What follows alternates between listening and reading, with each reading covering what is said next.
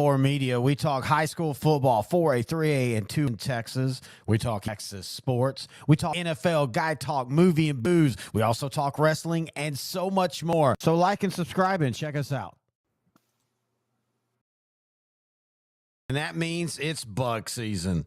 Heck, who am I kidding? It's always bug season in Texas. And that's why you need Grandeur Pest Solutions in your corner. They're locally owned and operated. They're trained, they're trustworthy, and they have a proven record as they have been in business for almost 10 years. They provide pest control against ants, bed bugs, bees, roaches, fleas, wasps, mosquitoes, rodents, spiders. If it crawls and you don't like it, they're probably going to take care of it for you. Now, they serve all of the Dallas-Fort Worth area, and they're locally owned. These two guys have been running this business since 2013, and every year they get bigger and bigger. But you know what they still do? They still have great customer service. In fact, if you get a hold of them, they're usually going to have your quote and your job ready to go within 48 hours. That's pretty good. Now, you can call them for a free estimate at 469-809-1769. You can find them online at Grandeur4, that's the number 4, shore.com. You can also find them on Facebook. Just type in Grandeur Pet Solutions, and we are so happy that they're title sponsor for OutDrank The Coverage in 2023. It's time for the old time happy hour. So pick up your step and smile a while. Time to sing along. Oh my God, we're getting bot spammed in our chat, ladies and gentlemen. Welcome to Happy Hour 10 here on OutDrank The Coverage. I guess at some point I just need to stop numbering the happy hours. I think we've realized we've made it. Anyway, outside of our spam-a-lots and the bots, they're awesome, man. I mean, honestly, if you ever are down and depressed in life, just find some bot spams on YouTube, because you'll get things like, your creativity knows no bounds. You're a content genius. And I think this one's for you, intern Noe the Pro. You're a natural entertainer. By the way, intern Noe, how are you doing? What are you drinking?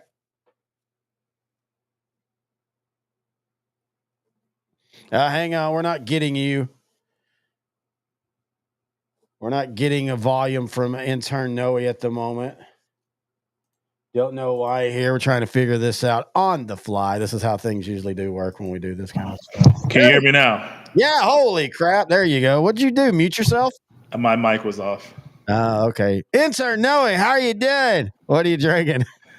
I'm doing well, buddy. Tonight I'm drinking a Colorado whiskey. It's from Breckenridge, called Breckenridge Dark Arts Whiskey Distilled from Malt Mash. It's 46% alcohol. I kind of like it. It has some apple and orange flavors to it. Pretty smooth, a little dangerous, pretty expensive. I actually got it in Breckenridge last year when I went for a week. And yeah, I'm going to have you. It's one of the many whiskeys I'm going to have to save for you whenever you come over. I am not. I've never been a huge MASH fan, so I would like to try it anyway. Mainly, I'm not a MASH fan just because there's just a sourness about it, if that makes sense at times when the mash is coming. And to be fair, a lot of that was like, cheaper whiskey. So, but yeah, you know me, I'll try anything. I am, of course, as always, a little bit of good night loving vodka in my Southwest Conference cup. It is happy hour. Unfortunately, though, part of the show, well, I don't want to say it's sad. It is sad. Of course, if you did not know, Larry Allen, the Cowboy legend, passed away suddenly this last week at 52. And we're gonna celebrate his life for a lot of this and talk about some of the great football things that he did and just who he was as a person. Because I think the saddest thing about all this, as a fan, is there's a side to Larry Allen that a lot of people didn't know. And I think if he would have stayed around and been alive longer, he might have ended up on TV, because there are people that say of all the Cowboys from the 90s, for all the big personalities, that one of the funniest and just just a guy that you just wanted to talk to was Larry Allen, which is funny as hell when you see it from our side and just see what kind of a player he was. Man, it seems like a tale of two halves. Him on the field and him off the field were completely different people. To your point, I've heard he was a teddy bear off the field, fun, loving guy, great to be around. Obviously, loved to lift.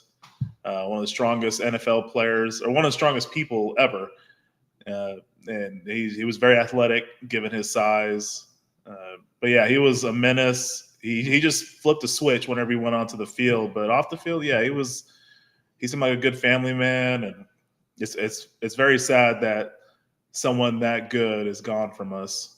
But usually, all the good ones usually go early, unfortunately. Why you and I are going to be around for so long. So when you think of Larry Allen, Yeah. and you cannot use the Saints play, and you cannot use the Colts drive. We'll talk about those here in a minute.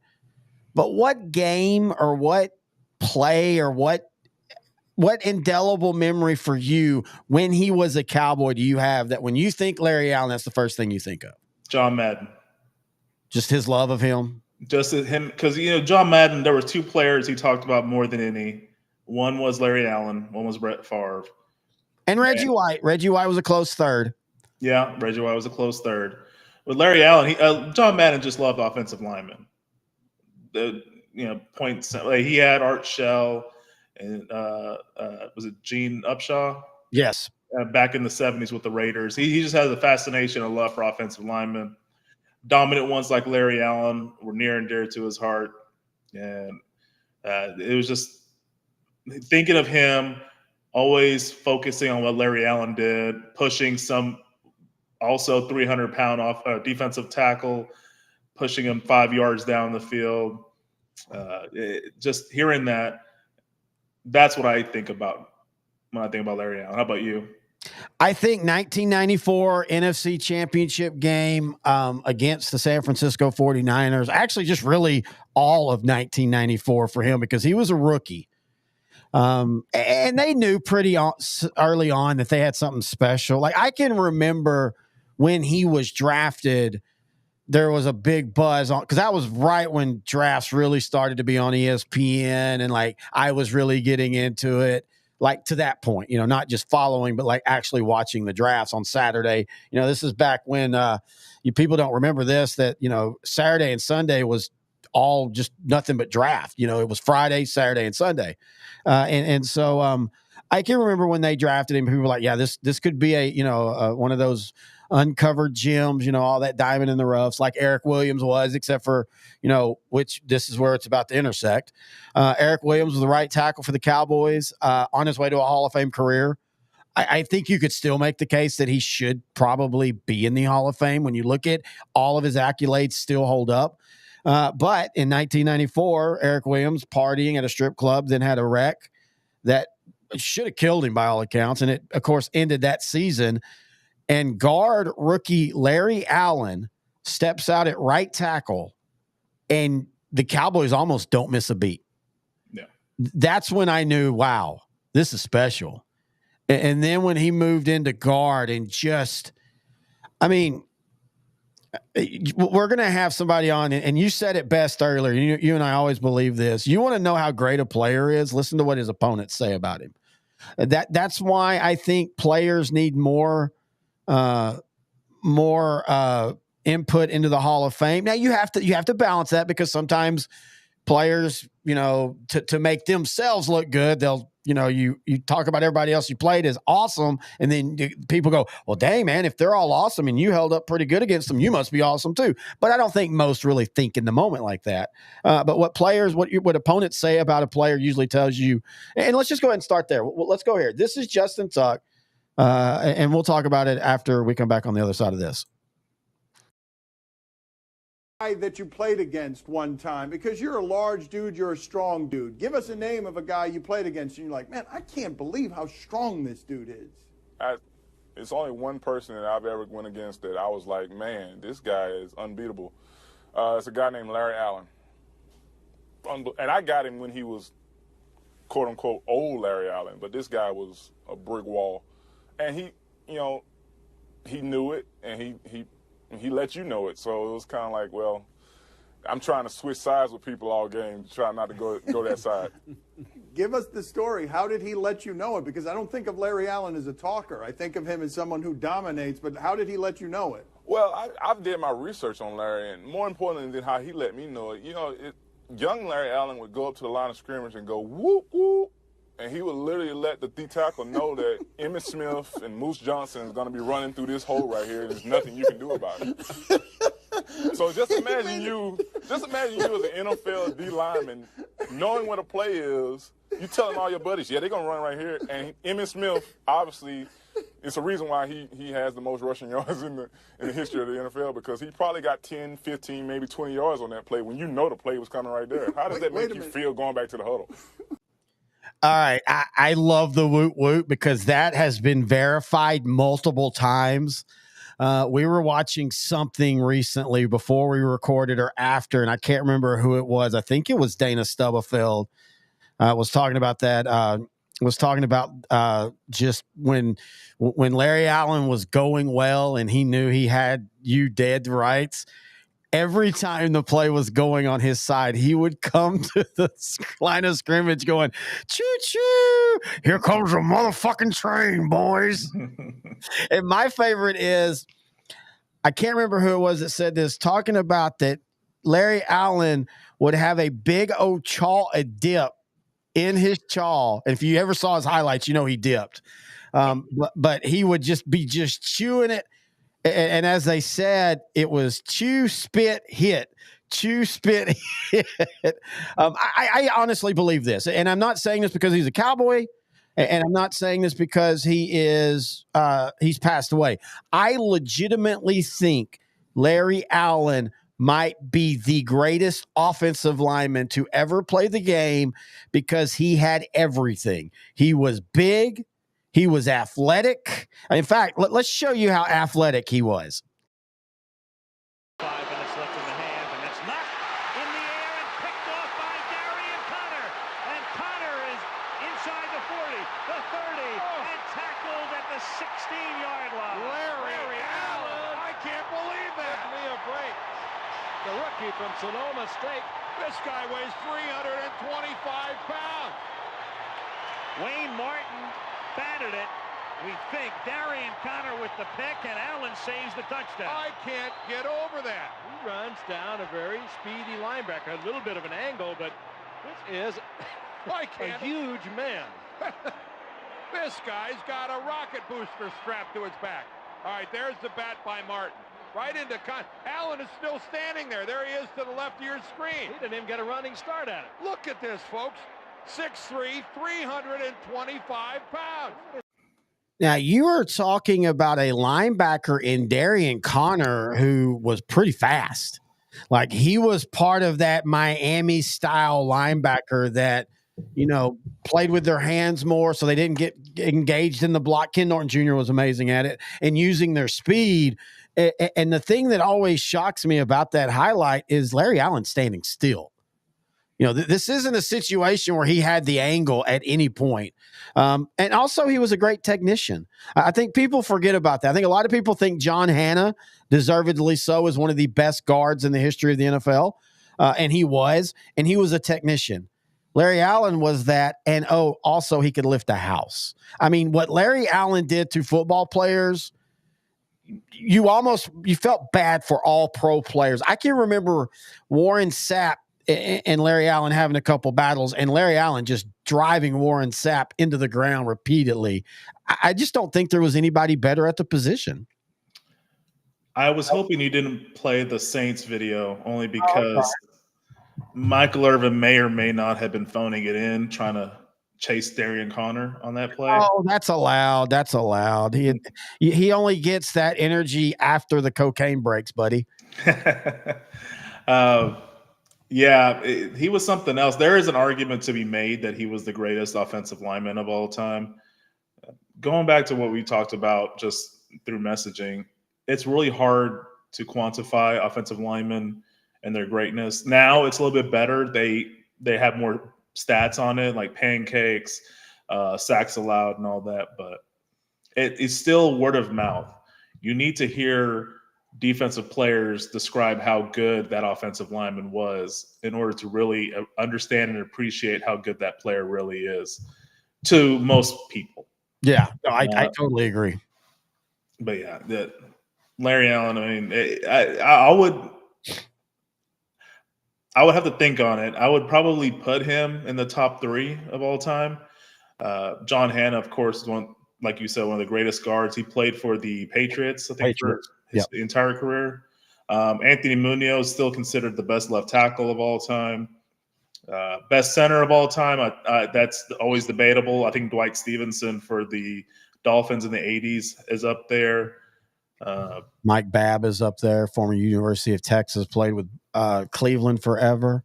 I think if Travis Frederick would have stayed healthy, and been able to play, I think Travis Frederick could easily be known as the, and that's one thing you could say about Dallas. When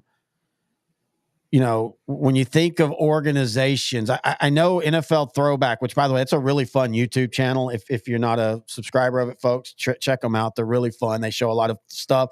And like one year they did best running backs, like for a franchise. And if they ever do one for best offensive line, like what franchise has the best consistent offensive line, Dallas has to be in the top 2 or 3. Yeah, I could definitely see that. When you look at a best offensive line, people are going to typically think about all the great teams like the 60s Packers, 70s Steelers, and Cowboys, 80s Niners, 90s Cowboys, Patriots. And they'll start there. But yeah, I really think this generation of Cowboys has one of the most consistently good offensive lines. And then in history, to your question, Rayfield Wright, Nealon, Rafferty, John Nyland, yeah. And then, Mark Tuinei, Nate Newton, all them. Flozell Adams, you and I talk about, if Dallas gets one Super Bowl during Flozell Adams' time, I think he's a Hall of Famer. I'm trying to think. Yeah, I agree with you. I'm trying to think. Some teams are just known for doing something exactly. like Virginia Tech back in the day. They were always good at special teams. Oh, you saying my thing about that, right? You're not baiting me right here, are you? No, I'm just saying consistently they'll get the block punt or whatever, and they'll get praise on ESPN for. That's what frustrated me. So they would show it because Beamer. First off, what and this is why we're so happy, by the way, to finally have one of these happy hours where we can just random. But first off, what Beamer did so smart at Virginia Tech is when ESPN said, "Hey, we're going to do these Thursday," he's like, "I'm in. Give them all to me." But I used to get so frustrated by Beamer ball talk because here's what would happen. They would say, "Oh, Beamer ball's all about special teams. Look, they're second in block punts. They're second in kickoff return yardage. They're second," and all of them would be second to Texas because Texas legitimately, that's one thing about under Mac Brown. They had amazing special teams. And so back then I'd get all frustrated. Now, as a broadcaster, I realize, well, yeah, you pump that up with Virginia Tech because they weren't supposed to have all that.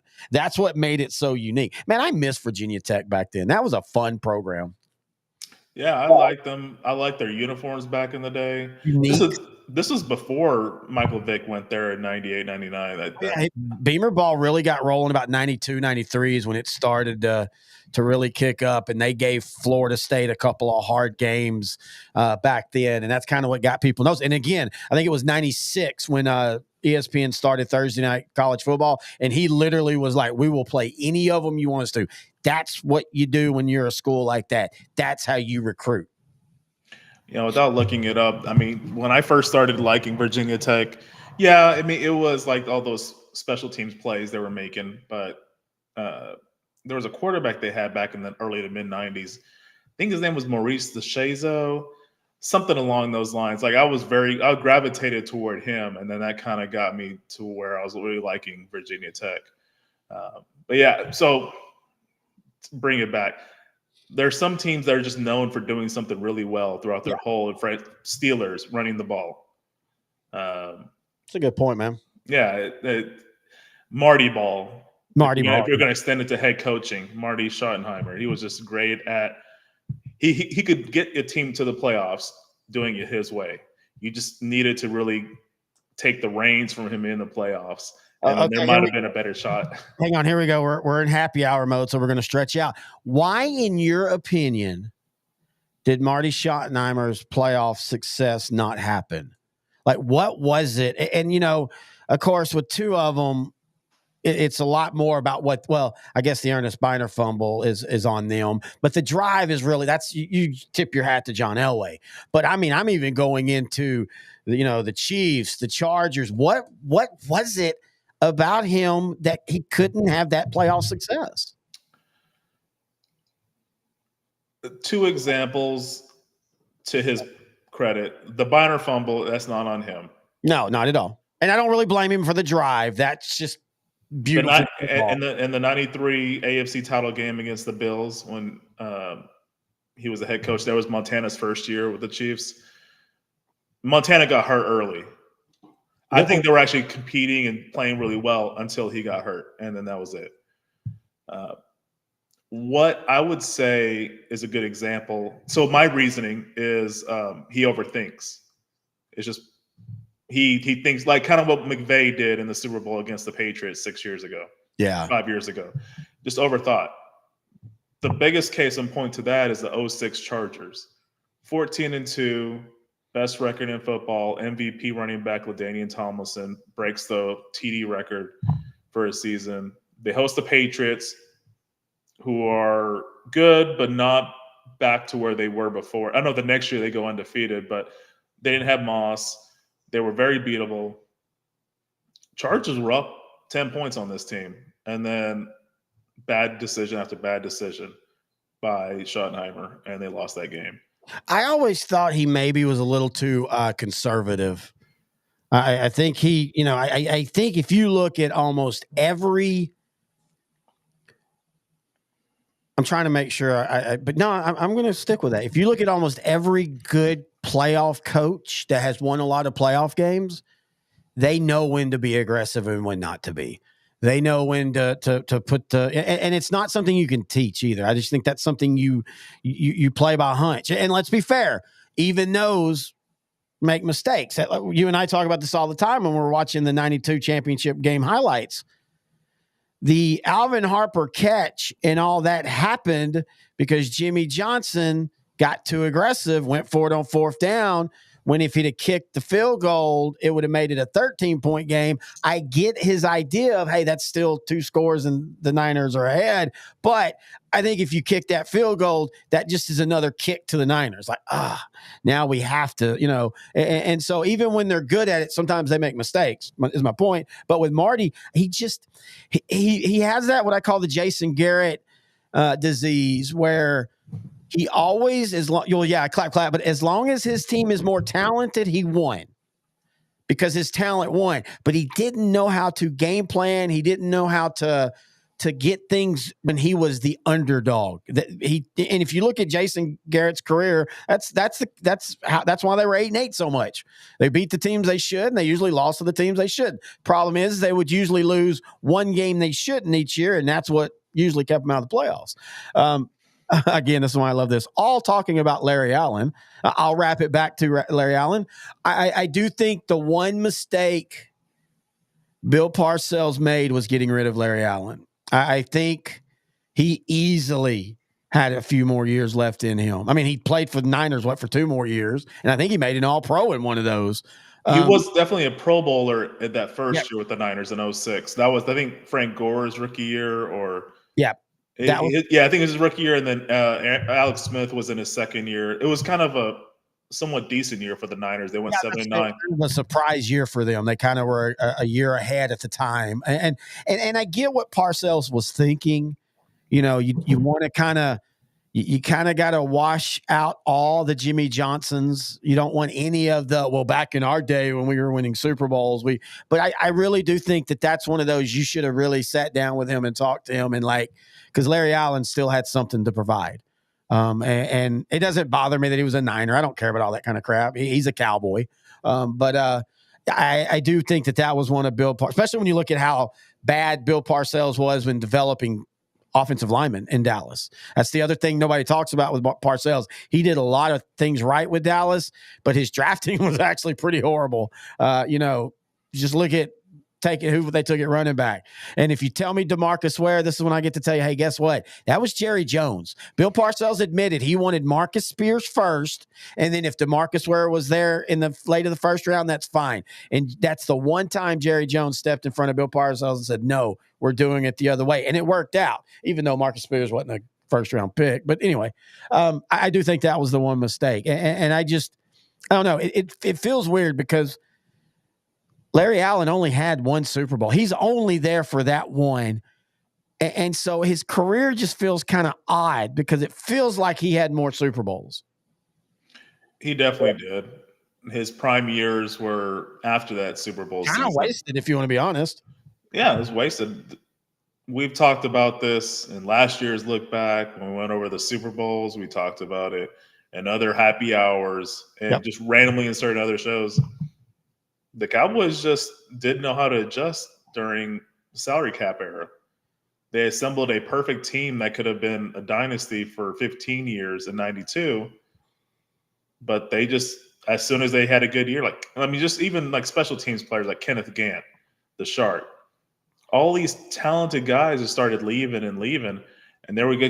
By 97, they were stripped to just the triplets.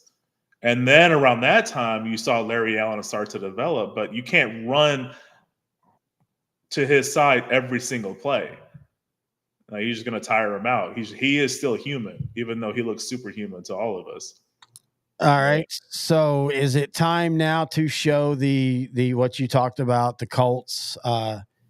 Here is what some people say, and it's so funny because this game is forgotten now. But this game was the end of an era and the beginning of a new era. And the game played out almost exactly like that as the old guard jumped out with power and were dominating, but ran out of gas. And the new Colts with Manning in them take a 17-3 deficit and end up winning, by a touchdown. And so this game kind of gets forgotten. It was such a transitional game. And then in all of that, we had everybody calls it the drive. It really is only like 4 plays. I mean, that's still pretty impressive. But here is what many people consider maybe the most perfect offensive line play ever recorded in one drive. They're stunting, they're blitzing, they're doing everything they can to try and foul up those run schemes. LaFleur in motion. Here's Emmett Smith again. Emmett. Did you see Larry Allen? Yep. Ellis Johnson is a good tackle. Yes, he's number 62. I don't mean to get carried away with a man in his block, but I want to show you a block. Now watch what this guy here does to this guy here. Now, if you want to be a blocker, you want to be a guard, you do this. That is called a pancake. I mean, that is manhandling. That is putting the guy right on his body. Be that guy right there, old number 73, White. Here's Emmett again. And Emmett gets the first down. Emmett's had a busy day. You say, just get low. Now watch Ellis Johnson. He gets so low there, he just took his head and just stuck it right in the ground. He said, I am not going to let Larry Allen get underneath my shoulder pad. Who moves over to the right end, and here's Emmett Smith again. And Emmett flashes into the secondary and down to about the 5-yard line. And right in behind Larry Allen again over Ellis Johnson. There's nothing Ellis Johnson can do about it. And I know it's not a one-man gang, but he's trying to do everything he can, and he's just getting manhandled there. He's getting whipsawed. I mean, he's getting blocked and turned, and like anything that would be, where you needed a guy to go with you, I think I'd take him. Well, if Baselli is better, he should be outlawed. I mean, I hate to make this a Larry Allen highlight film. He just took Cornelius Bennett. That time they ran to the right, but they still ran behind Larry Allen by having him pull, and he pulled and knocked Cornelius Bennett down, and I could feel it all the way and hear it all the way up here. Chris Warren got the touchdown. Yeah, I'm not kidding you. I mean, watch, he's going to pull and make contact right here. Watch it. Here's where he's going to end up. Now watch that. Boom! Look at that. I mean, he knocked him right out of the picture. You kidding me? Warren gets the touchdown. And I mean, again, Perfect. And like they said, Robert Ellis was not a bad football player. Now, the Colts were always undersized on the defensive line, but still, Bro. what? Okay, out of those 4 plays, second play was a good play by Ellis Johnson. Like he Ellis did Johnson. it. Oh, what did you say? I meant Ellis Johnson. I said Robert Ellis. Oh, okay. Anyway, going down like that, getting your pads below the opponent's pads, that's leverage. That's a smart thing to do in most cases. Now, to that, he actually won that one. Well, Believe it or not, Ellis Johnson won that second play. Believe it or not. Now that fourth play, that's Cornelius Bennett. Now Cornelius Bennett, one of the best linebackers in the 90s, very respected, very good player. I would have loved him as a Cowboy. He saw Larry Allen coming, and it's almost like he just froze. It didn't move. He is faster than Larry Allen. He didn't move. He was just scared still, and just got clocked. And he's a big dude. Yeah, it reminded me, and I meant to pull this and I forgot. It reminded me of the Greg Lloyd in the Super Bowl on that first drive when Larry Allen did the same thing, kicked him out. And that that's the one negative of a 3-4 speed rush linebacker. Even a big guy like Greg Lloyd, they can't take on blockers. And Allen kicks him out by 5 or 6 yards. And that's what we're talking about. Allen didn't just beat you; he humiliated players. Like, I mean, he did things like just. It's like good players, really all pros, Hall of Famers. It's like Allen Iverson with the crossover, embarrassing a Kobe Bryant or somebody like that. Michael Jordan a couple times. You're right, and that's what Larry Allen did consistently. Like I'm trying to think in my head, and I'm not going to pretend that I remember every Cowboy game, but I don't ever really remember anybody being like, "Oh man, Larry had a tough game today." Like I don't ever remember that. No, never happened. He always, now we'll say as he got older, of course, he couldn't do it for 60 minutes. You couldn't just run it toward him every single play, like I said earlier. But I mean, he didn't need to have his pads beneath his opponent's pads. He was just strong enough, upper body wise alone, to just bench press all pros 5 yards downfield. That is something you don't really game plan for. Most of these linemen, they're all world athletes. These are some ridiculously talented players. And it's just something you can practice all week. Yeah. And you'll never be able to defend Allen. It's just, he was so good at that. And it really is sad he only has one ring. He made John Randall look bad, Warren Sapp look bad. They were pressure. He put pressure on the defensive linemen to have to play proper technique, be faster, get your pads under him, and then still get your ass kicked for 3/4 of the plays. Heaven forbid you accidentally go back to your pee-wee roots and stand up right when the ball is snapped. He's just going to kill you. It was just an unbelievable player, a great guy off the field from everything I've heard. I've had a couple of friends that ran into him at the Walmart or Target around the DFW Metroplex. They all say he's just a humble giant, gentle giant, just a chill guy. It's just very sad. He was with his family in Mexico when he died. Still don't know what the cause was. I don't know if we ever will find out. Probably not. Probably something to do with a heart or an aneurysm or something like that. And again, that's the thing. Didn't even know anything about his life, but like his daughter talked about, and people talked about just how much of a family man he was. And let's be fair, inside that group of the Cowboys, it would have been real easy for him to be ostracized and made fun of. Of course, who the hell's going to make fun of Larry Allen? But that's my point.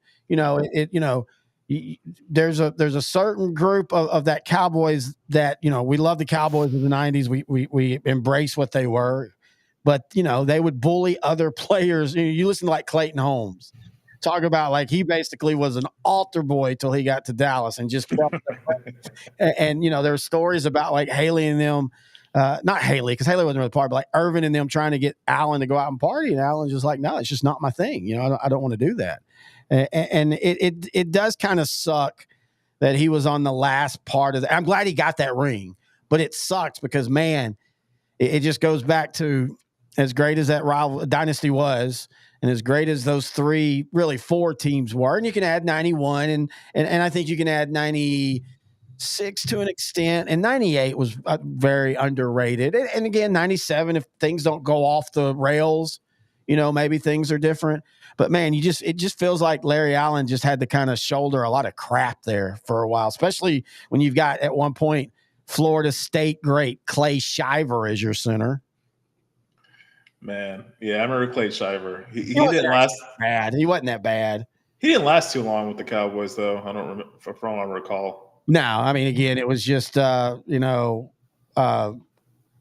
was a revolving door. Hell, Stepnoski ended up coming back right at the end, and I don't think there was much consistency until Andre Giroud in the 2000s.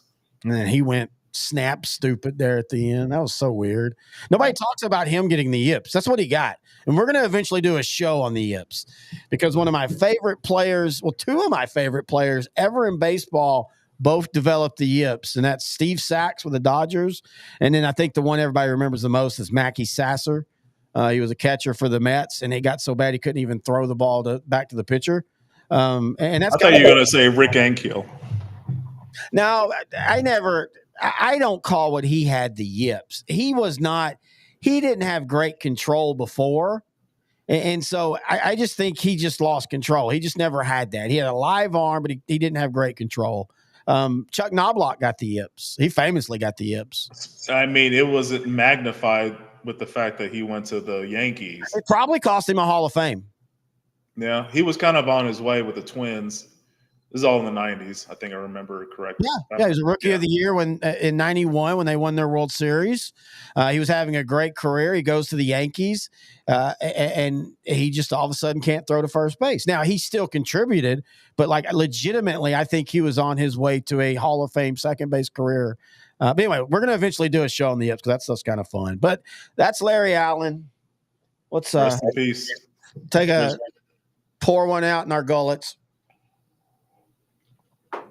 Yeah, on this show, we don't pour one out for our homies. It'd just be wasting liquor. So we at OutDrank The Coverage don't believe in such things. We're about the environment. Yes. Speaking of Larry Allen, we do want to talk while we have 6,400 viewers right now. We want to talk about Friday. Yeah, Friday. Intern Noe and I are getting together for our monthly recordings. It'll be a look back. We are now at the number 2 rival, and I will just go ahead and give you a little bit of a guess on who the number 2 rival is for the Dallas Cowboys.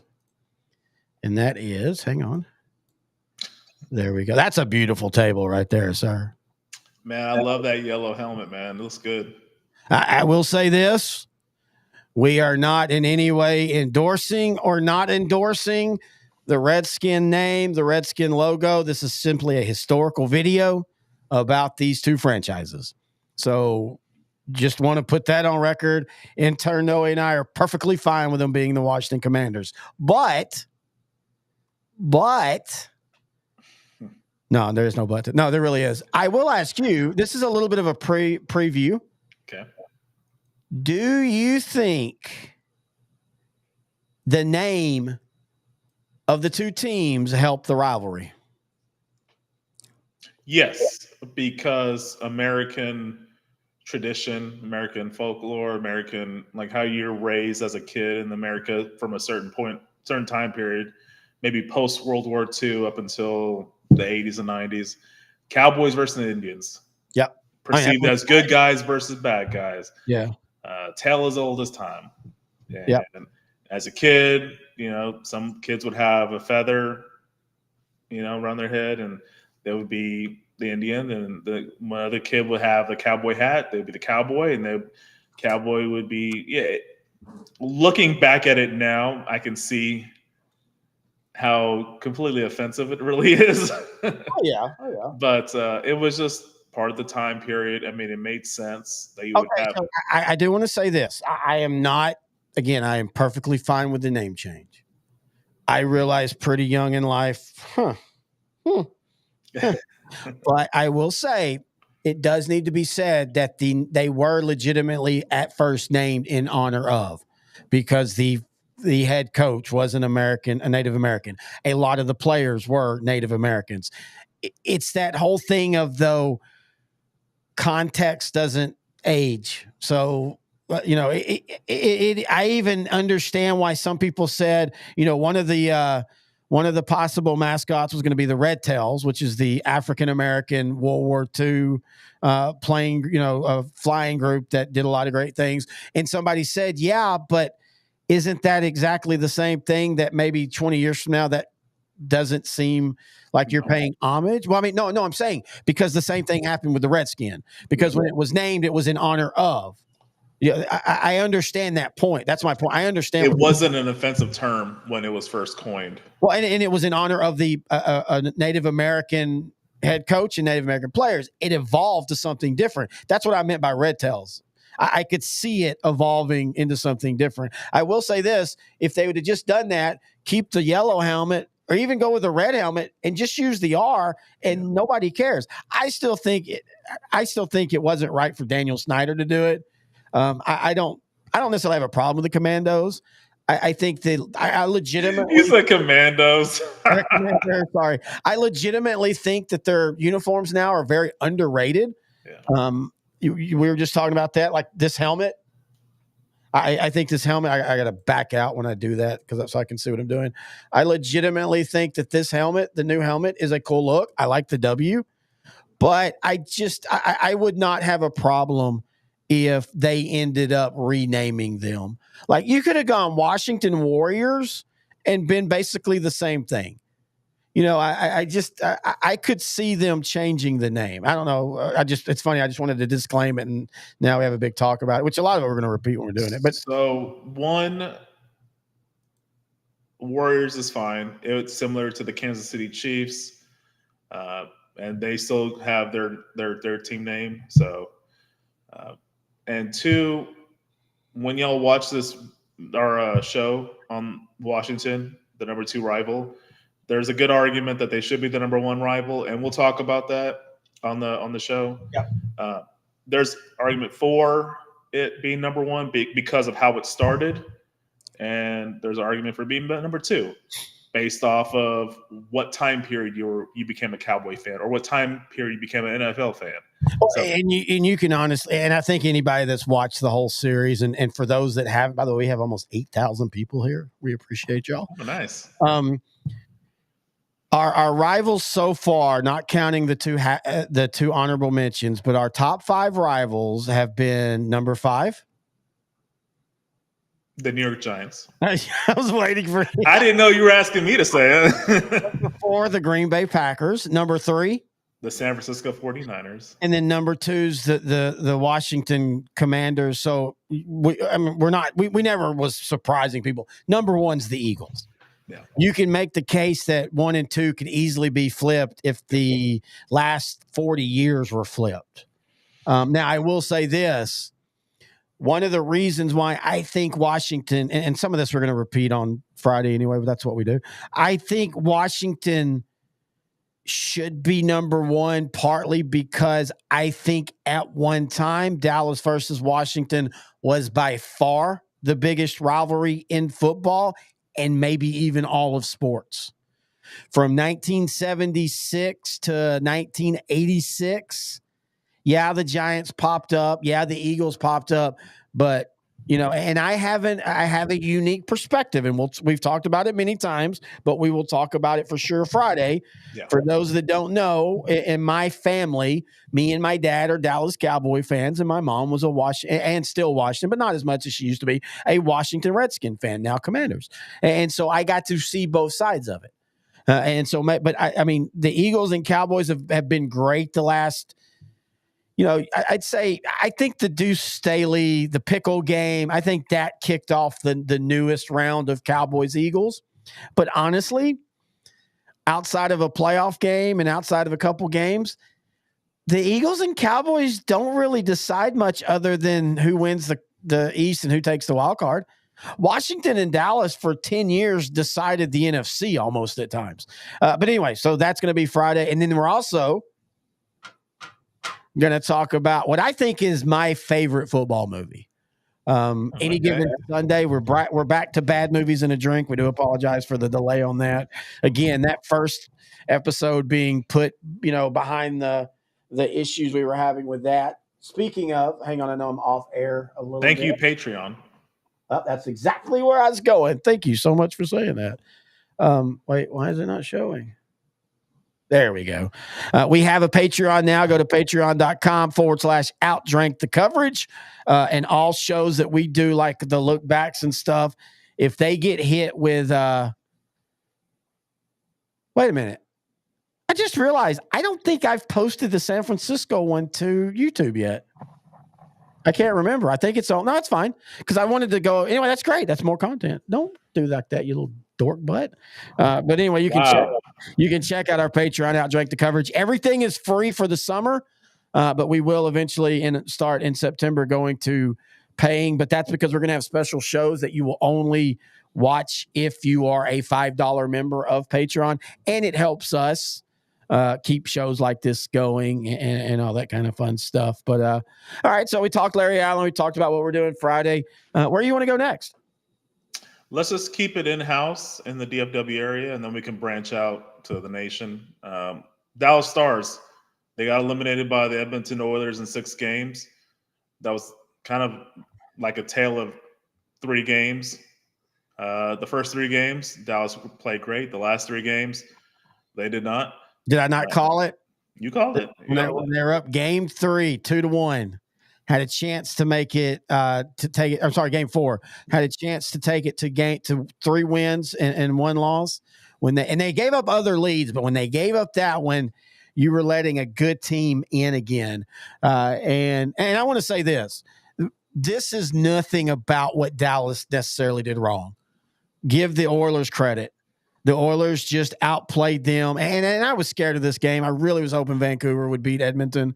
It just felt like Edmonton's finally, matured. It's weird to think, but that first month of the season probably was the best thing that happened to them, because I think it forced them to finally alter some things that they were doing that they could get away with in the regular season, but you can't in the playoffs. So I want to tip the hat to them. But for Dallas, year 2, you've made it to the Western Conference Finals. I like that they're a power team now, but they've got to figure out how to get to the next round. Yeah. So my thought on the Stars is they've consistently been pretty good the last 5 years. Consistency has been lacking amongst the other Western Conference teams. So kudos to the Stars for making it this far. To me, what was their ultimate downfall was their power play. The first 3 games, they were great. They were shutting down the Oilers, who have an excellent power play team, or our power play, but they can score goals. They can do penalty kills. But what ended up being the killer was after game 3. Dallas was 0 for 14 on the power play in this series. That's what ultimately killed them. What Edmonton did in game 3, where they basically cratered after going up 2-0, and then Jason Robertson had a hat trick and they won. They could have just folded and been done with the series. But what happened was in game 4, Dallas was up 2-0. Edmonton decided to play more defense. And that, I don't know what happened after Dallas was up 2-0 in game 4, but whatever it did, they just did. They had the yips because Edmonton outscored them 10-2 after that. I just don't think Dallas could answer anymore. I think Dallas just they ground through the playoffs. You can make the case that Edmonton was the second best team they saw, maybe even the third best team.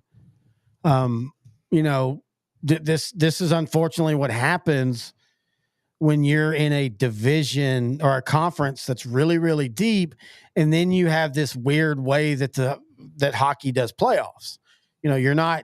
Dallas should not have been playing should not have been playing Vegas in the first round. Dallas shouldn't have been, but the way they seed it and everything, it's really weird. And so you get what you get. Where Edmonton, I don't want to say they had an easier, no, actually I do. They had an easier path and they had legs after game 4. And I just think Dallas lost their legs. And part of that's because Dallas is older. Even though Dallas has a lot of young players, you still got, look, Joe Pavelski, I hate that they didn't win it for him, but to be honest with you, if they'd have won a cup this year, I don't know if he would have just felt like a hanger on her because he vanished in the playoffs. And so that was really, really telling. And that's the kind of stuff Dallas is almost there. They need a little bit more dynamicness, I think, in their first couple lines. But I'm still happy. I'm still very happy with where they are. You know me. I just want a team that's consistent, that consistently can be in the playoffs and make noise. And that's what they're doing right now. And so I'm enjoying it. This might be the best stretch that when we look back that they ever had, even over the 97 to 2002 stretch. It's kind of getting, those have the 2 final Stanley Finals. But if Dallas can get one more appearance in a cup in the next couple of years, then you're looking at the best stretch the Stars have had in Dallas. Yeah, I mean, I could agree with that. The late 90s, early 2000s were probably the greatest stretch for the Stars, like you said. God, they were boring back then. They were boring. That was the Ken Hitchcock way. That's just it, and it worked. And they had players that bought into it, especially Mike Modano, the team star that could have been scoring 50-plus goals every year, but he sacrificed and decided to score 30-plus goals every year. And that's what Jason Robertson did this year. Jason Robertson went from being a top 4 scorer in goals to still almost getting a point a game. I think he finished with 80 points in 82 games. Yeah. But he became so good on the back check, so good on the defensive end. And this feels like about, if you're a Stars fan, this feels about like 98 for Dallas for me. On the cusp. Yeah, they just need that one player to get them over the hump. Yeah. Brett Hull type. So what I think the Stars need to do in the offseason is address their power play because that was their ultimate downfall. Now you can look at, and this is the weird thing about hockey. All sports have fluke stats, but hockey is one of those yo-yos where, like, 3 years ago, Dallas was terrible. The year Dallas missed the playoffs after the Stanley Cup, they missed it because they were terrible in overtime. Yeah. Then the next year they were top 5 in overtime. And then last year they were terrible in overtime again. Same thing with power play. So it's one of those, it's like, well, they're going to have to tinker because they're going to lose Joe Pavelski. Now, Matt Duchene says he wants to stay in Dallas and he'll take a hometown discount. If that happens, awesome, because he showed he can still play. But with the power play, you don't want to mess it up too much because this could have just been a fluke year. It's one of those weird things with hockey. Oh, well, if whatever they do, if they can't address the power play, and it could just be a yo-yo type situation, the one thing they really do need to do is get more depth on defense. Because right now, Heiskanen is playing a lot like Duncan Keith did back in the day, like Lidstrom did back in the day. Well, and Tanev got hurt. And you want to talk about what might have been the difference, is that right there. Tanev is one of the few players that could keep up with Connor McDavid. Every superstar has that one foil. And that's kind of what Tanev is, and that's literally why Dallas traded for him. And I really hope they re-sign him. And you can see, just go look at the playoffs or the finals or the Western Conference Finals and see when McDavid started getting points. It's when Tanev was hurt. But you're exactly right. You've got Miro and you've got Tanev. But I mean, Tanev is not all around great. You've got Hartley, who he logged a ton of minutes. They're definitely going to have to get some defensive depth. I think they've got great forward depth, even losing Pavs. if they lose Pavs. I think there's a very good chance Joe Pavelski could do one of those where he's retired till April, and then if Dallas is the number 1 seed and they're rolling, he might join them for a playoff run. But they still need to figure out what they're going to do for the rest of the season with that. Yeah, I really, I mean, outside of Hiskinen and Miro and Lindell, they just add some more depth, just 2 more defensemen.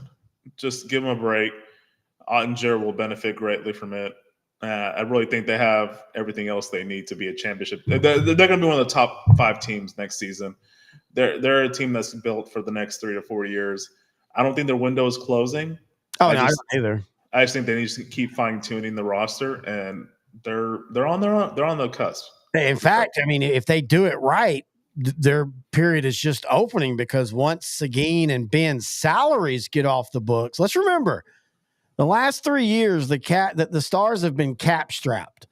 And they kind of got lucky that both Robertson and Ottinger kind of gave them 7-year discounts. I mean, they're still getting paid a lot, but both of them could have asked for more. And by the way, Tyler Seguin and Ben both had bounce back years. They were very productive, but still, I think it's $15 million combined between them yearly. When those come off the books and Neil can start playing a little bit more with the higher upper ends, Dallas should be around for the next 5 to 10 years. And we don't know. Things will happen, of course, but I'm just saying, on paper, they have, I think somebody said, I think it was Barry Melrose, not Barry Melrose, somebody I was listening to on the Bill Simmons show talking about Dallas feels like they're in like one of those Detroit Red Wings where like they're going to make the playoffs 9 of the next 10 years and at least go to the Western Conference Finals 4 or 5 of those years. And I agree with them. Yeah, they have a lot of young talent with Robertson and Hintz and Ottinger. They will be around for a while. They're going to give Colorado problems. They're going to give the Golden Knights a lot of problems. The Jets had a pretty good year this season. They kind of flopped in the playoffs, but just the way the playoffs are structured, they played a very competitive Colorado Avalanche team in the first round, so that kind of sucked on their part. Well, that's the West right now, dude. And that's a good point. Like, Dallas could be great and still be getting beat a couple times in the first round or second round, because Colorado's not going anywhere. No, they haven't quite done what I think everybody thought they were going to entrench themselves as a dynasty. But I mean, again, you can make the case, well, they could have, but Vegas is not going anywhere. Dallas is not going anywhere. Winnipeg, Vancouver, the West is Vancouver's young too. Exactly. They're dangerous. The West is going to be just an absolute slugfest if it stays like it is. And let's transition over to Dallas Mavericks. Same thing for them. Why do you think they lost both games in Boston? Because Boston's a better team. Better defensive team, or just a better team overall? Better overall team. Look, Dallas in the playoffs has been fun. I think they have something to build on. But at the end of the day, everybody was looking great because Luka was at the best. And it pulls everybody up. We're seeing against a team like Boston where they cannot neutralize Luka, but they can not make it all about him, and all of a sudden everybody else is struggling. Dallas, this is fun. And this is actually going to blend into what we're going to talk about here in a second. I'm enjoying this, but I in no way think Dallas was going to win this series ever. Even though you can make the case, well, Boston hasn't played anybody. You know what? That doesn't matter. Great teams still are great teams, even if they didn't play anybody compared to the other team. I just don't think they're a good matchup for them. Yes, they're not a good matchup for the Mavericks, even with the Mavericks transformation on the defensive side. The Celtics do a good job of playing the small ball really well. They can start 3 to 4 guards each night and be fine. Where the Mavericks, their defensive strength is more in the perimeter, the paint with Gafford and Lively, PJ, Jones. So I think that kind of hurts Kyrie and Doncic. They are going to get destroyed by, Jaylen Brown and Derek White and Drew Holiday. Last night, game 2, close game. They lost by 7. It was a lot closer than that. Hit their free throws, or at least in overtime. Yeah, they shot 23% from the 3-point line, and along what you said, they were only 2 of 3 from the free throw. They were 66.7%, literally 2 of 3. They were 16 of 24. Tatum had a bad game. Game 1, Boston Celtics, they could do no wrong shooting the ball. This game, they struggled. But the big difference, I mean, they have Drew Holiday. That's a huge difference. They have a defensive wizard in White at point guard. They started 2 point guards in this game. Yeah. They started Drew Holiday and White because they knew they needed to negate what Kyrie and Doncic could do. Yep. And it worked. And they let Jaylen Brown cook. Jaylen Brown had a pretty decent game. He had 21 points. Drew Holiday was the best player in this game last night. But hey, give Celtics credit for trading a really good player in DFW's own Marcus Smart. Not because of anything he did wrong, but they were literally saying, okay, you know what? This hasn't worked. And that's another thing. I know people are going to say, well, they made a Western Conference final 2 years ago, so this Dallas team has been building. But this Celtic team has been building. Like, this is the culmination of a 5-year, you can actually say a 7-year. So I just think that they're further along than the Mavericks are right now. I think this is a great step for the Mavericks.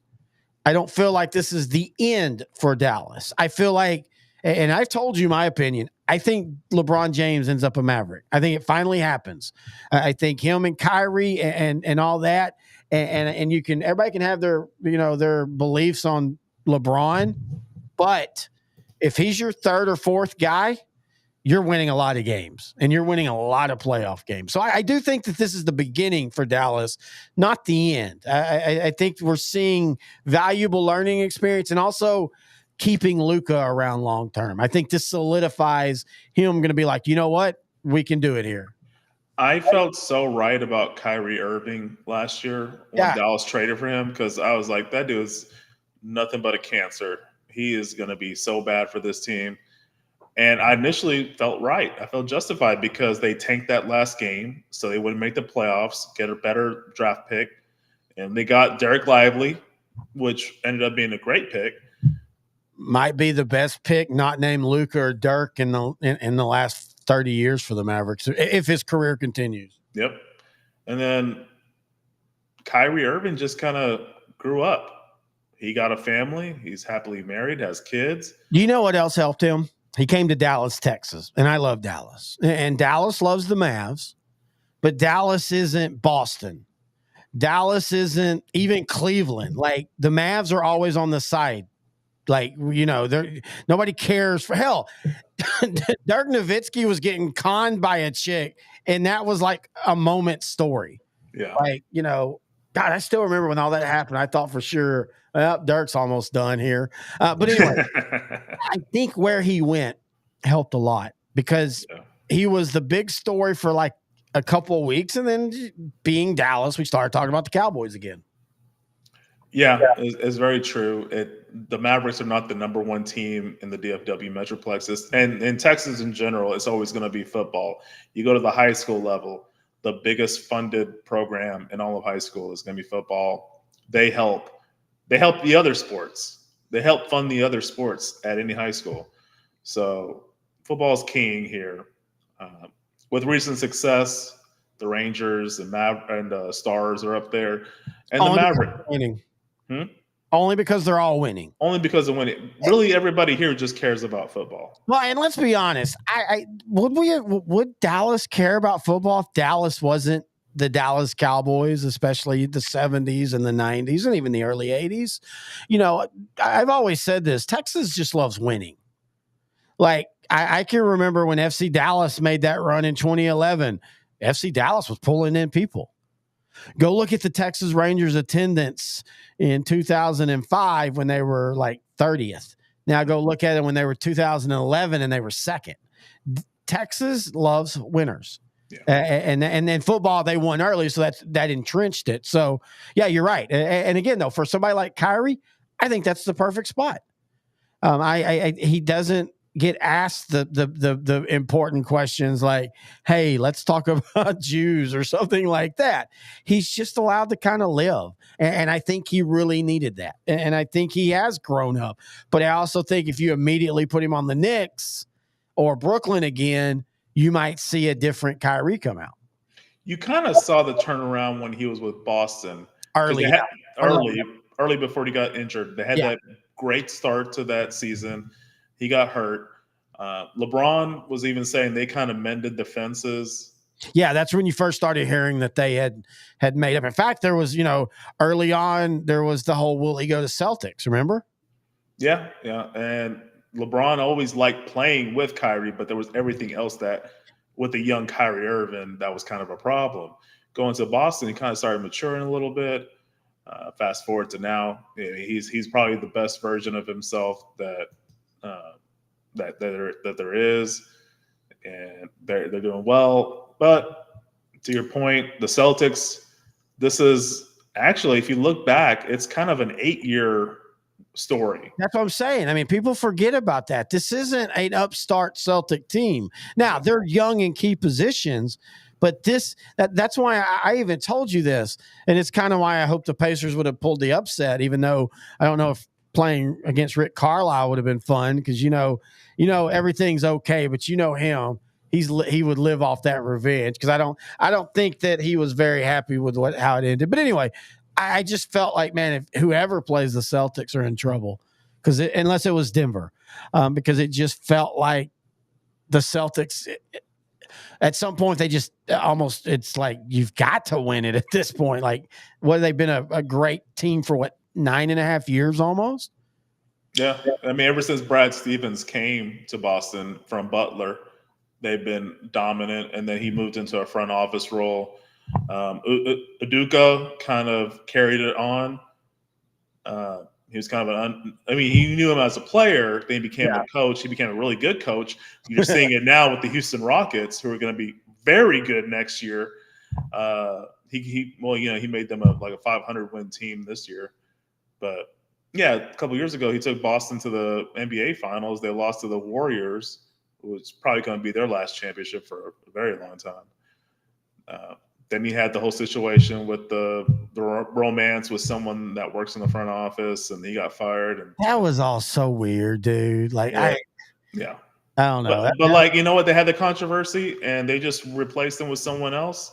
And that coach, he's 2 wins away from winning a championship and giving Boston their 18th championship in franchise history. Now, I do want to say there's the old saying, a series doesn't start until the team at home loses. So I do 2006. I do think people are burying the Mavericks a little early, which might be the best thing for Dallas. I think that plays into their advantage.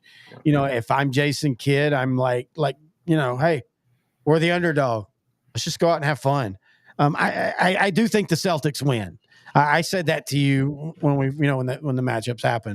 But I do think Dallas wins 2 at home at least. I think because of Kyrie's age, you kind of have a short 2 to 3 year window here. You keep saying that, and I'm not really understanding that. Like, this isn't again, we're not talking old. Like, this is different. Like, there's nothing that tells me that Kyrie can't be like LeBron and play till he's 40. LeBron's a once in a generation player. But I mean, Kyrie, I'm not sure if Kyrie's that guy. I'd like him to be that guy, obviously. He might not want to.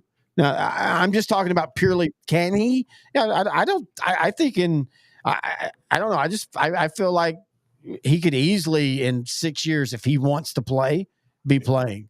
Now he might evolve his game different. Maybe he becomes more like Jason Kidd at the end of his career. I still don't understand how Jason Kidd went from can't hit the broadside of a barn to where he became one of the most trusted guys you wanted shooting a 3 when it mattered. But yeah, I do disagree with you. I think Kyrie could play easily 6-7 more years productively. Can't forget they used to call him Ace and Kid because he had no J. I would love for you to be right there. I would love for you to be right because him playing for another 5-6 years, just another 3 years at his current eliteness, I'd be very happy with that because you can keep building around this team. PJ is a great compliment. Derek Lively's a great compliment. Gafford's a great compliment. If you're going to beat a team like Boston, it seems like you got to have some guards that can defend, kind of like Drew Holiday can. No, Drew Holiday's in his early 30s. You don't know how long he can also go as well. Exactly. That's a good point. But yeah, Derek White, he's a lockdown, shutdown defender too. So they just have so many talented players on that team. But like you were saying earlier, this is a team that's been built for the last 8 years. I would even go back and say 10 years. This is like kind of the culmination. They have to win a championship at some point with this team. This team is too talented to not ever win a championship. You bring up a good point, though. If Dallas were to come back and win, like what Miami did to Dallas in 06. Miami did Dallas 06. But that felt different too. That never, even when Dallas was up 2-0, it never felt like Dallas was dominating. Let's be honest. Boston has dominated at this point for most of the games. But if they were to somehow lose this, then you get into that theory. You know, my theory, I don't care how young you are. I don't care how talented you are. If you have a complete collapse in a championship series, you might as well just throw that team away and start over because it will never come back together. I don't know why. That's just how it works. I don't mean just losing. It has to be a collapse a la 2011 Texas, because I still will contend this as we transition into baseball. I still contend if Texas wins that 2011 World Series, they might have did a run where they won 3 out of 4 or something like that. Like that team was still way young. That team was still viable. But then when that happened, as John Daniels said, you have to figure out changes. And that's how Ian Kinsler gets, Anyway, let's talk Texas Rangers. Right now, they're 31-34, 5 games out of what? Did you have something to say? No, it's just the Rangers have not been playing well lately. No, but I contend that people are overrating what's going on right now. I'm not going to say it's early. That's not it. I'm going to say if this team with Corey Seager missing extended time, Josh Young missing extended time, Evan Carter, now you're starting to wonder, is that going to be why Evan Carter's never great? Because he's now having a second back issue. But anyway, all of that. And they're 31-34. And here's the most important thing. They have a plus 13 run differential. I'm real big in that. They have a better run differential than the Seattle Mariners, who are 37-30, because Seattle has great pitching. Their offense is where they struggle. Yeah. And I still want to tell people, look, the Rangers are fine. Now, it is starting to form that they're going to have to win the division or not make the playoffs. I don't think a wild card will come out of the West unless 3 teams get really, really hot. Yeah, because it looks like the Kansas City Royals are here to stay.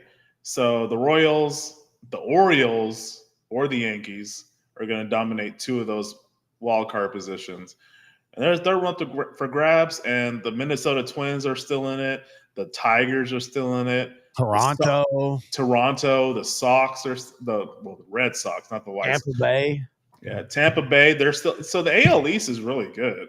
The last place team is the Rays, and that was a team that had 99 wins last season. They had that 13-0 start in 2023. Yep. They have the same record as the Rangers. Rangers are in second place in the AL West. The Rays are in last place in the AL East. So yeah, it's a very competitive division right now with the AL East. Having said that, Rangers, to your point, they need to win the division.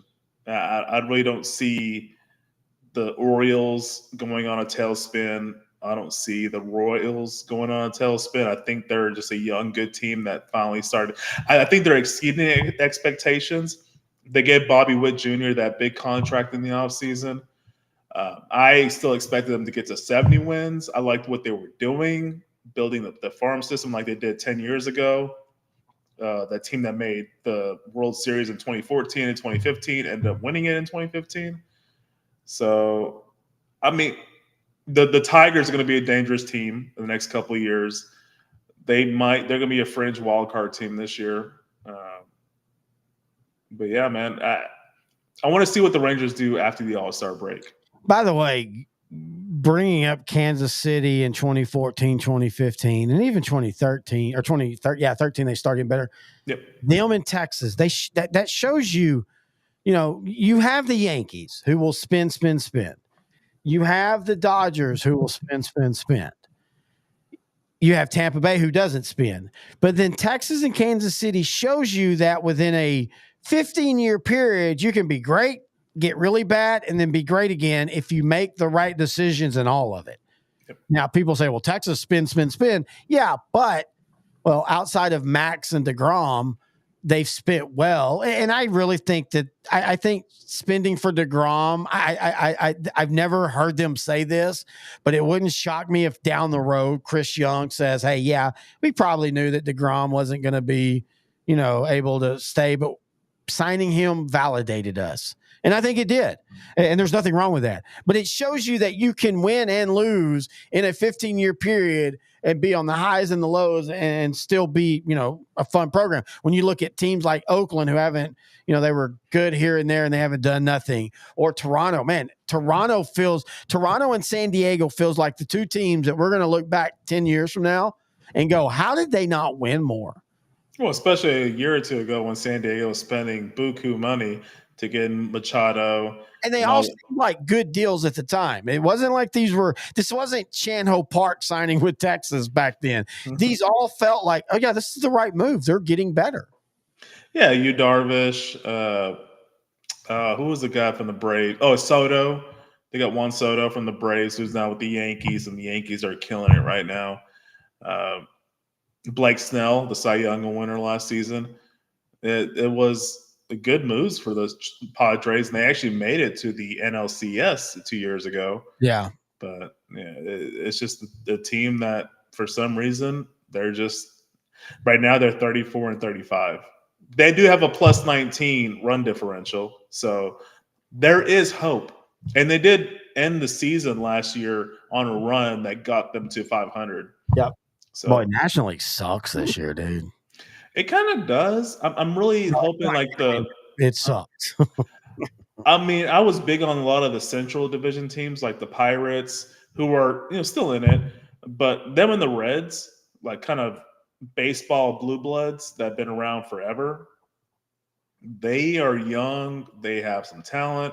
They kind of made some noise last year before they faded, just like with the Tigers in the American League. Those are three teams I'm going to watch for. And I'm going to see them develop the rest of this decade. I think those will be the three of the best teams in baseball when it's all said and done. If you were to get to call the two, who would you want outside of Texas? Mm-hmm. Right now, who would you want to see in the World Series? Oh, okay. So let me start with the National League. If I had to pick a National League team, I would go with the Reds. That I want. Not who I think will, but who I want. So it would be the Reds versus in the AL. It's almost like a toss-up between three teams for me. But if you put a gun to my head and make me choose, I'm going to go ahead and choose the Royals. But my other two teams were the Tigers and the Orioles. So you and I are 1,000% different. I want to see Los Angeles versus the Yankees. I want 1981 back. I want 1978 and 77. I want all the days back in the 30s and 40s. I want to see those two teams go at it again. Just because I think that's awesome. Now, I would have no problem if Tigers or, actually outside of those two, Seattle.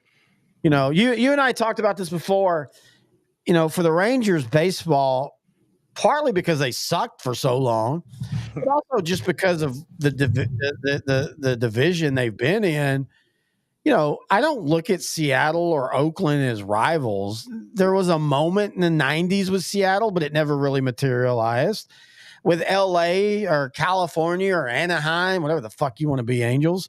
There were moments, the 2010s when CJ Wilson went over there, and then when Josh Hamilton went over there. But other than that, like Seattle, I would love to see them win a World Series. I think that town and that franchise deserves that. The Los Angeles Angels of Anaheim. In California. Yeah, it's such a weird name. I know they were just trying to get that LA market just for advertising reasons or marketing reasons, but yeah. All right, yeah. I mean, 2018, you kind of got something close to it. You got the Red Sox and the Dodgers. Yeah, that was awesome. That was awesome. And I want to see the Dodgers and Yankees because 81's about when I started remembering what I was watching, and I remember watching that series. And my dad was a Ranger fan, but my dad grew up a Yankee fan. That was a weird season. It was a strike, and it was like basically you had a what was it? The winner of the first half of the season versus the winner of the second half. That's a minor league thing. In minor league, in a lot of leagues, they split seasons. And part of the reason why is because minor league teams can change so much. Mm-hmm. So what you have in May, like you can have a team in May that's 42 games up over everybody. And then that same team, because of movement in August, are terrible. So they wanted to kind of reward. So they split it and then you play the playoffs. So as you said, the 81 strike, that's what they did. In fact, a lot of people feel that in the National League that year, Houston might have been the best overall team.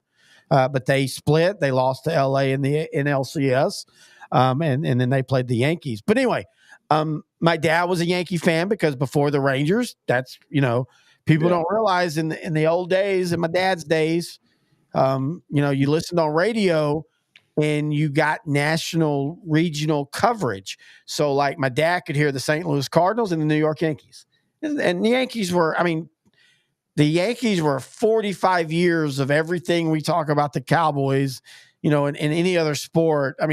Honestly, when you think of sports, the Yankees are probably the first thing anybody thinks about. Yeah. Because you think about dynasties, legendary teams, legendary players. They've got so many great players that at some point they're going to have to start doing numbers like 12B. Yeah. Because and they've had so many, even though they've had these great big stretches of nothing, they then do like they did in the early 2000s and late 90s and run another 15 years. Yet now we're in they haven't been to the World Series since 2010, 14 years. Think about that. That sounds crazy to think about. This might be their longest stretch or one of their longest stretches. Yeah, because they kind of had that fluke 81. 81 to 97? 6. So yeah, 14. Yeah, this is probably going to be the longest one. But anyway. So yeah, that was when we talked about the baseball look back that we did last week. The first look back we did related to baseball. Don Mattingly was in his first year with the Yankees was 82. His last year was 95. Yep. He never got to experience the World Series.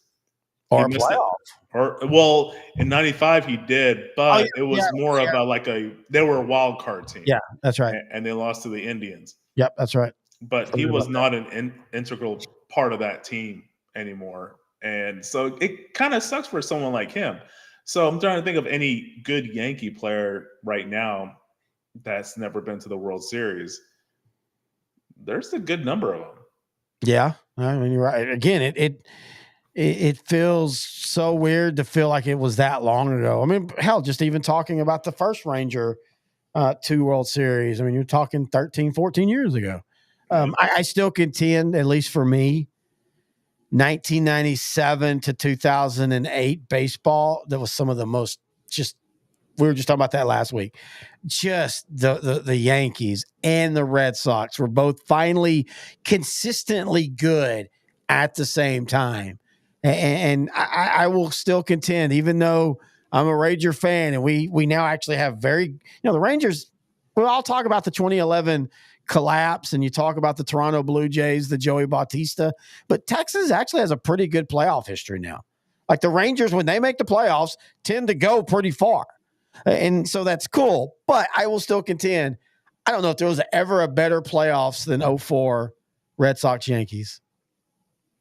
Yeah. I've never seen anyone being up 3-0 and then ended up losing the series. That was the most Red Sox way of winning a World Series. You're down 3-0 against your greatest rival. You win 4 straight. You make it, and then you never lose again because you swept the World Series against another blue blood baseball team, St. Louis Cardinals. It's just the storybook ending. That's a good point right there. You can't even write that. Like, you can't even make that into a movie. It's kind of like the Kurt Warner movie we watched last year. You really should not have made that into a movie because the premise is too ridiculous. Like, even Hollywood can't even Hollywood that movie up. Even though it was a bad movie. It was a terrible movie. It was like a TV movie. I still go back to that scene where he goes into the office with Mike Martz and he gives that long speech and everything. And I will give the movie credit because you could tell Mike Martz would be like this. He basically was like, okay, and you still suck. Because I totally believe that Mike Martz in the movie, that's Mike Martz in real life. But anyway, speaking of, let's talk big thing going on. Have you heard of this player named Caitlin Clark? She plays rugby. Oh, basketball. No, Caitlin Clark. All the WNBA stuff. It's been drama, which I find funny because all these guys and everybody's getting all in a butthurt about all this drama. And I'm like, why is the WNBA not embracing this and playing this up to saturate us with all this? Because the world right now wants to know about Caitlin Clark and they want to know about the WNBA. So why is the WNBA not playing this more, Noe? They should be embracing this crap. I 100% agree with you. I feel they should be turning it up a dial. Kind of what the NCAA did with Caitlin Clark last year. They were turning it up. They allowed this because it's good for business. And in the end, this is a business. This might have been a sport you played as a kid in your backyard, in your friend's back garage. But when it comes all down to it, you want ratings. You want people to come to the arena. You look at the Indiana Fever, like, hey, Kennedy Carter, the latest controversy. Oh, okay. The Olympic snub was the latest controversy. Not even a controversy. We'll talk about that, but go about the Carter because I know where you're going with this. Kennedy Carter had a flagrant foul on Caitlin Clark. Like the 1988 Detroit Pistons would have been proud of that foul. Yeah, and it probably would have just not been a foul back then. Yeah, it was. I just don't get it because she is shining a light. Like Kelsey Plum, before Caitlin Clark came into the WNBA, she was only really known as, oh yeah, she's married to Darren Waller. Exactly. The recently retired New York Times. Exactly. We'll talk about here in a minute when we close out because I got some theories on that. Now we look at her. Oh, she's actually really good at basketball. Yep. She is an all-world talent, along with the other 3 stars on the Vegas Aces. Yep. Along with Becky Hammond, who should be an NBA head coach. And like you're pointing this light on Breanna Stewart, the other rookie Angel Reese with the Chicago Sky. There's just so much talent in the WNBA. I'm a big proponent of the WNBA. This is not the 1997 WNBA where it was just the Cynthia Cooper and the gang and then everybody else. At least at least the Comets were fun to watch, though. They were fun to watch. They won the first 4 championships, and they were really dominant and fun to watch. But now it's every team has talent. Like last year, the Seattle Storm kind of had a downturn, but they kind of got a good talent in Jewel Lloyd, and now they're kind of building around her, and they're actually pretty competitive this season. The WNBA has a lot of talent.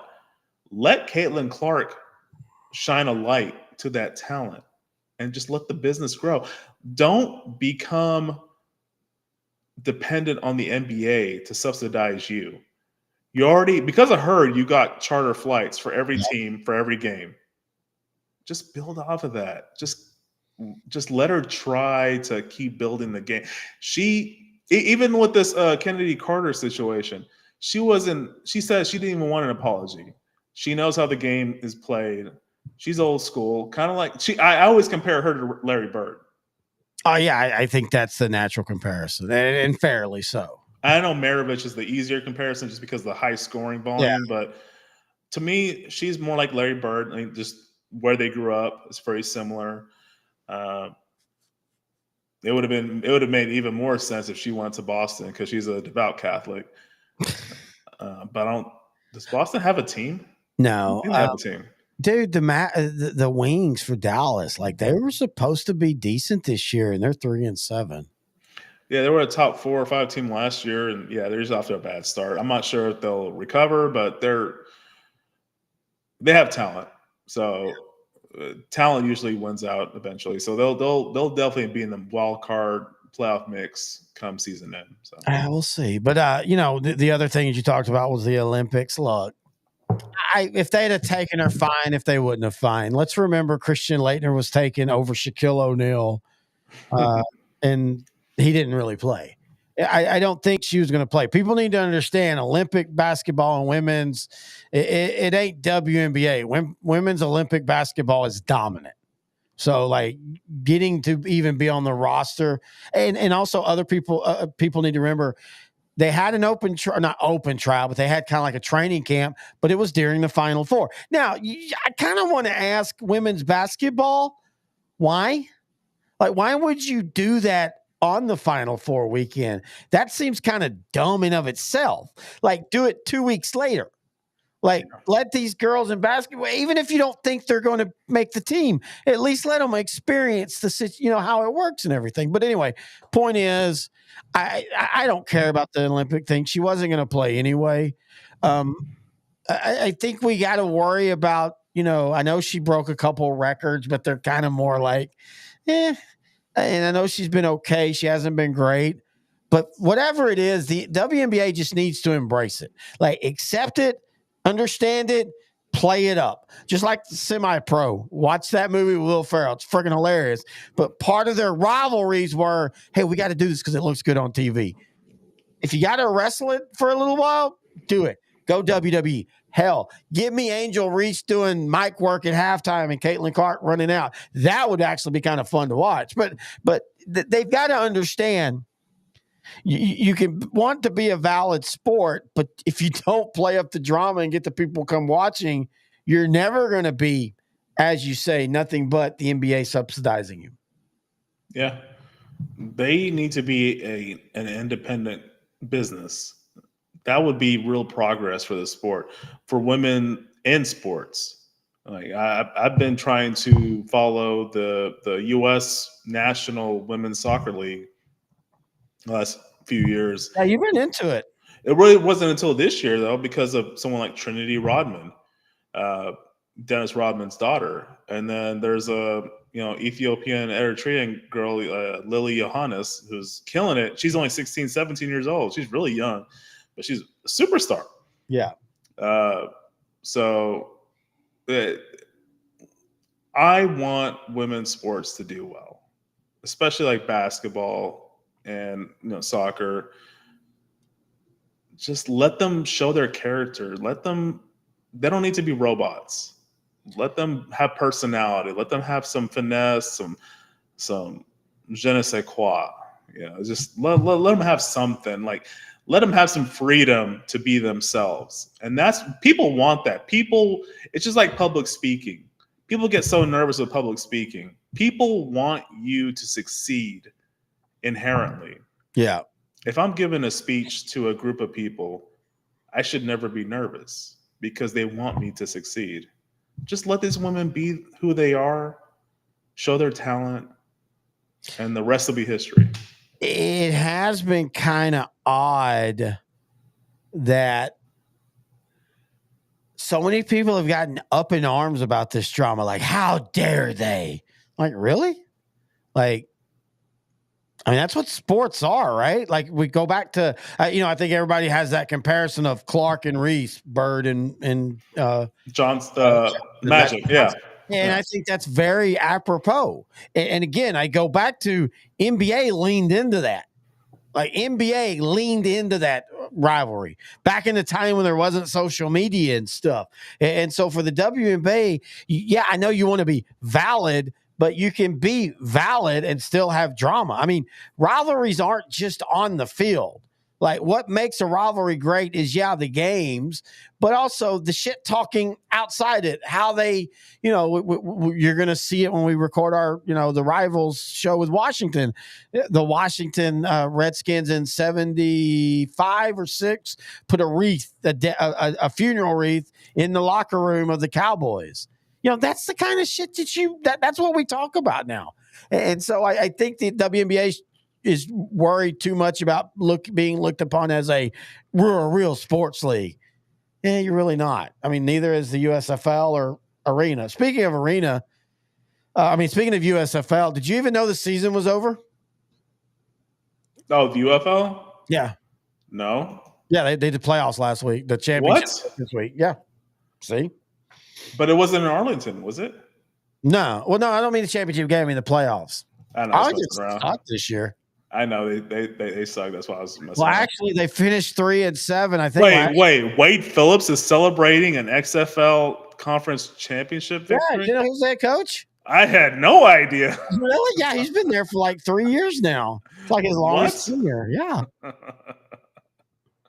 So Sunday, June 16th is the championship. Stallions, the 9-1 Stallions versus the Brahmas, which is a very rock appropriated name.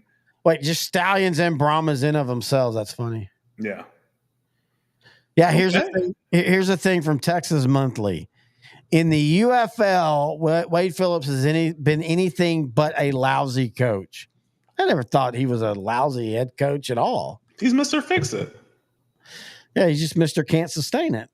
Now, you know what, though? To his credit, the first year at every team, he does improve the team somehow. Think about the 93 Broncos. They kind of catered the year prior. They had that good start to the season. Then they kind of lost every game after that. Finished, I think, 8-8, missed the playoffs. Reeves got fired, went to become the Giants head coach. And Phillips became the head coach in 93. They were 9-7. They made the playoffs, lost to the Raiders, but they were a markedly improved team. Yeah. Fast forward to the Buffalo Bills in the late 90s. Same scenario. They make the playoffs consecutive. Well, I think I know the whole 2007 Dallas happened and then 2008, but I think what solidified him in the minds of people as not a great coach was the Rob Johnson, Doug Flutie decision. Hey, I agree with those people because he should have started Doug Flutie, who kind of got them to that point in the playoffs. Wade Phillips went with the guy he thought was the future, but he was not the here and now. The here and now was Doug Flutie.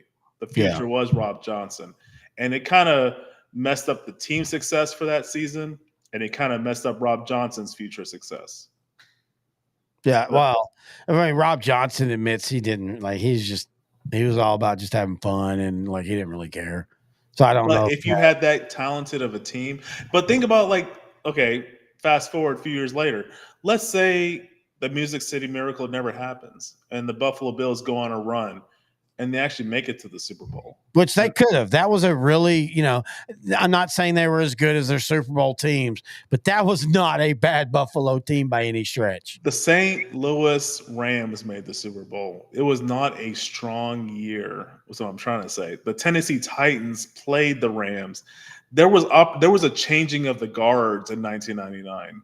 There was opportunity for the Bills or whoever to make a run.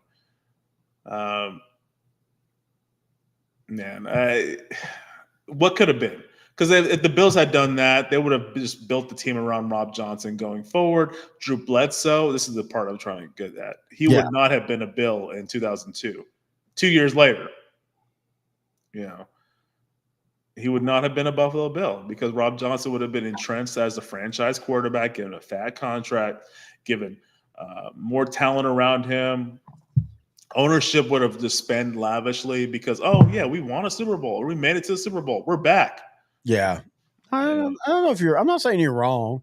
I just don't know if Rob Johnson would have ever even been that good. I mean, like I said, he's been pretty open about like he was definitely the sofa bra, like, not But really. think about like maybe they go 9-7 or 8-8 the next couple of years. They think, Yeah. oh, Rob Johnson, he's still the prototype quarterback we want. So Yeah. let's just go ahead and build around him. No, you're not right. I agree with you that. Where does Bledsoe go? Where does Bledsoe go after the 0-1 season with the Patriots? Just saying. Does he end up in Dallas earlier? He could. Dallas was in the Dave Campo years, Larry Allen's best years. 01, 02 Bledsoe, I would not have hated it as a Cowboy. Like, I mean, Just a few years earlier when he's still a little bit more mobile than he ended up being in 05 and 06. Yeah. Hey, speaking of NFL, let's talk about. I got to talk about this. Darren Waller, 31-year-old, all everything tight end. Darren Waller, when he was healthy, announces his retirement.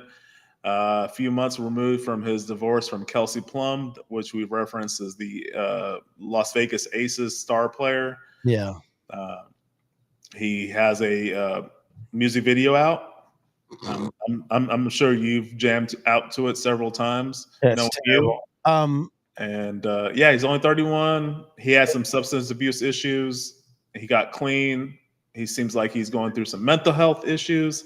Well, I was going to say is earlier this week, Delonte West got arrested again. That's the status. Yeah. Doesn't it feel like Darren Waller's headed down that path? Because if you read between the lines with the divorce, Plum basically was like, I can't do anymore. Like I've done everything I can as far as I can without just completely giving up my life to make sure that he's okay. You watch that video, which by the way is not a bad video. It's very well produced. But man, if you're not seeing somebody screaming for help, and he claims that the main reason he's retiring was a medical situation. He has not explained what it was, but he said that last year, after suffering a hamstring injury against the Jets in week 8, he goes, I started to feel like the fever coming on. The fever starts to build. I start to get chills and stuff like that. By the time I pull into my parking lot at my condo and get out of my car, I'm shaking pretty violently, like uncontrollably. He said he couldn't breathe. He called 911. Okay. I'm saying this, as you know, as somebody who I've dealt with substance abuse issues in my past. And everything he's talking about getting out of that car sounds like withdrawals. Like it sounds like withdrawals because the hardest part about like mainly alcohol and it's like why like Amy Winehouse died was withdrawals can be that's the scariest part. And that was the scariest part for me. And withdrawals they can kill you. And everything he's talking about sounds like withdrawals. And then going off of what his ex-wife said about, I just feel like the poor guy is he's just not doing well. And I'll joke aside, I don't care what team he plays for. Him personally, he seems like a really good dude. He's fun to watch when he's healthy. And I really, really hope that we're not going to hear some bad news in the next couple of years. Well, I mean, his story was very inspirational. Is it not like Josh Hamilton in a way? Basically, yeah. Josh Hamilton, number 1 overall pick by the Rays, had a lot of substance abuse issues. That will be a look back show for sure. The career of Josh Hamilton. Yeah. Kind of got his stuff together in 06 or 05, 06. I think it was with the Reds at this point, and he had a pretty decent season with them. And the Rangers picked him up, and then the rest was history. Like the next 4 or 5 years, he was killing it. He was the big talk and baseball. I remember my last year in college. I saw a lot of people wearing his jerseys, so it was kind of early on in the development of him. But yeah, by the 08 All-Star game in New York, I think it was the last year or the last year in the old Yankee Stadium, the first year, he cranked out 28 or so home runs in the first round of the home run derby. Yankee fans were already envisioning him playing in New York in 2 Oh, years. yeah, that was always the joke after Yeah. that. Yeah, it was like so it was 08. Yeah. And that was the joke. By the way, fun thing, he didn't win the home run derby because the home run derby has the stupidest freaking rules in the history of home run derbies. They've never been able to just simply go, hey, whoever hits the most wins. But anyway, but yeah, I mean, and Darren Waller never reached those heights. Let's make sure we're clear. Josh Hamilton, 2009 to 2011, maybe the best baseball player on the planet at that point. 2010 MVP, led the Rangers to the World Series in 2010. I kind of wish 2011 ended up differently because that would have been a Hollywood movie where after all the crap he dealt with his entire career, he still hits a 2-run home run in the 11th inning in Game 6 in the clinching game. If they had just held on with 2 outs and strike 2, that would have been a movie. And you could make the case that might have been the most clutch ever. People forget about that. People only remember the Nelson Cruz and they remember Game 7. But people forget that literally the next inning, they did it again. They got the lead. But anyway, point is with Darren Waller, I just feel like, man, this is a guy that's spiraling, and I hope he figures it out. Because like I said, you and I were just talking about Delonte West, former Maverick, really solid NBA player, but he has been in mental health crisis for now. I mean, golly, we're talking 15 years because he was having these issues before he even became a Maverick, which I think was his last stop in basketball. But Darren Waller just kind of feels like he's doing the same thing, and it sucks, man, because I don't know. You can predict this stuff when you've seen it enough. You know, back in November when I saw it, you all right, man? Yeah, just hold that call from last week. No, I saw Darren Waller in some interviews last year, and he looked pretty healthy and fine. Mm-hmm. Like I see him adding some tattoos to his body. Like he seemed like he was just doing fine. Like he was just chilling and enjoying life in New York. Kind of coming to the grips that he won't be with his wife at the time because Plum played or currently still plays for the Las Vegas Aces. He was playing for the Las Vegas Raiders, so kind of was. It made sense, or not made sense, but like it was. I'm trying to figure out the word here. It was convenient. That's the word. Well, it was convenient they lived in the same city. Well, I was going to say, he seems like, at least right now in his life, and I know this, like as long as somebody's around him and kind of keeping tabs on him and kind of, like it's 3:00 in the afternoon and you've got $2 million in your bank account, you have somebody there saying, hey, let's do this, let's do that. And then as soon as and let's not forget, he went to New York. I mean, every city's, every city now you can find anything, but it's still LA and New York are the two that if you're having issues, you probably don't want to be in those towns. And as you said, he's by himself. Now they're divorced. Now he's retiring. And by the way, I could see him easily cleaning things up and being back in the league in 2025. I would love that for him. I love his story. I think he's a fun tight end to watch. There was no more dominant tight end in 2020 and 21 than him when he was healthy and he was right. It was a matchup nightmare. And I'm saying that knowing that George Kittle and Travis Kelce were at their prime during this time period. So that's the level of respect I have for Darren Waller. All right, here's a fun one. Right now, greatest tight end ever.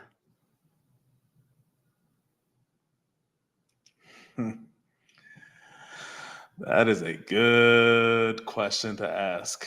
I'll go ahead and say Tony Gonzalez now, but ask me in 4 years, and I'll probably have a different answer.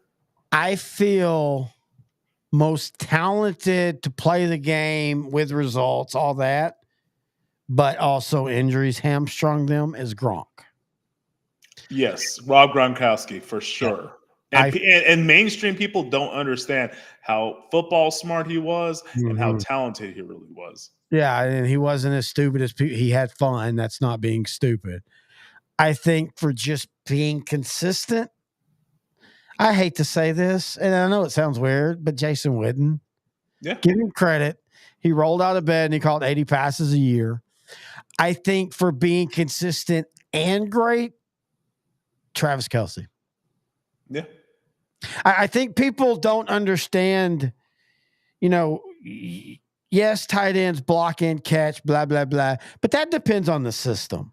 And Travis Kelce and Andy Reid's system does everything that Andy Reid wants him to. And we saw last year, he's in the point of his career where in the regular season, he's going to struggle at times because he knows when he needs to wake up. And you saw from the playoffs to the Super Bowl, Travis Kelce still has it. He still's there for that moment.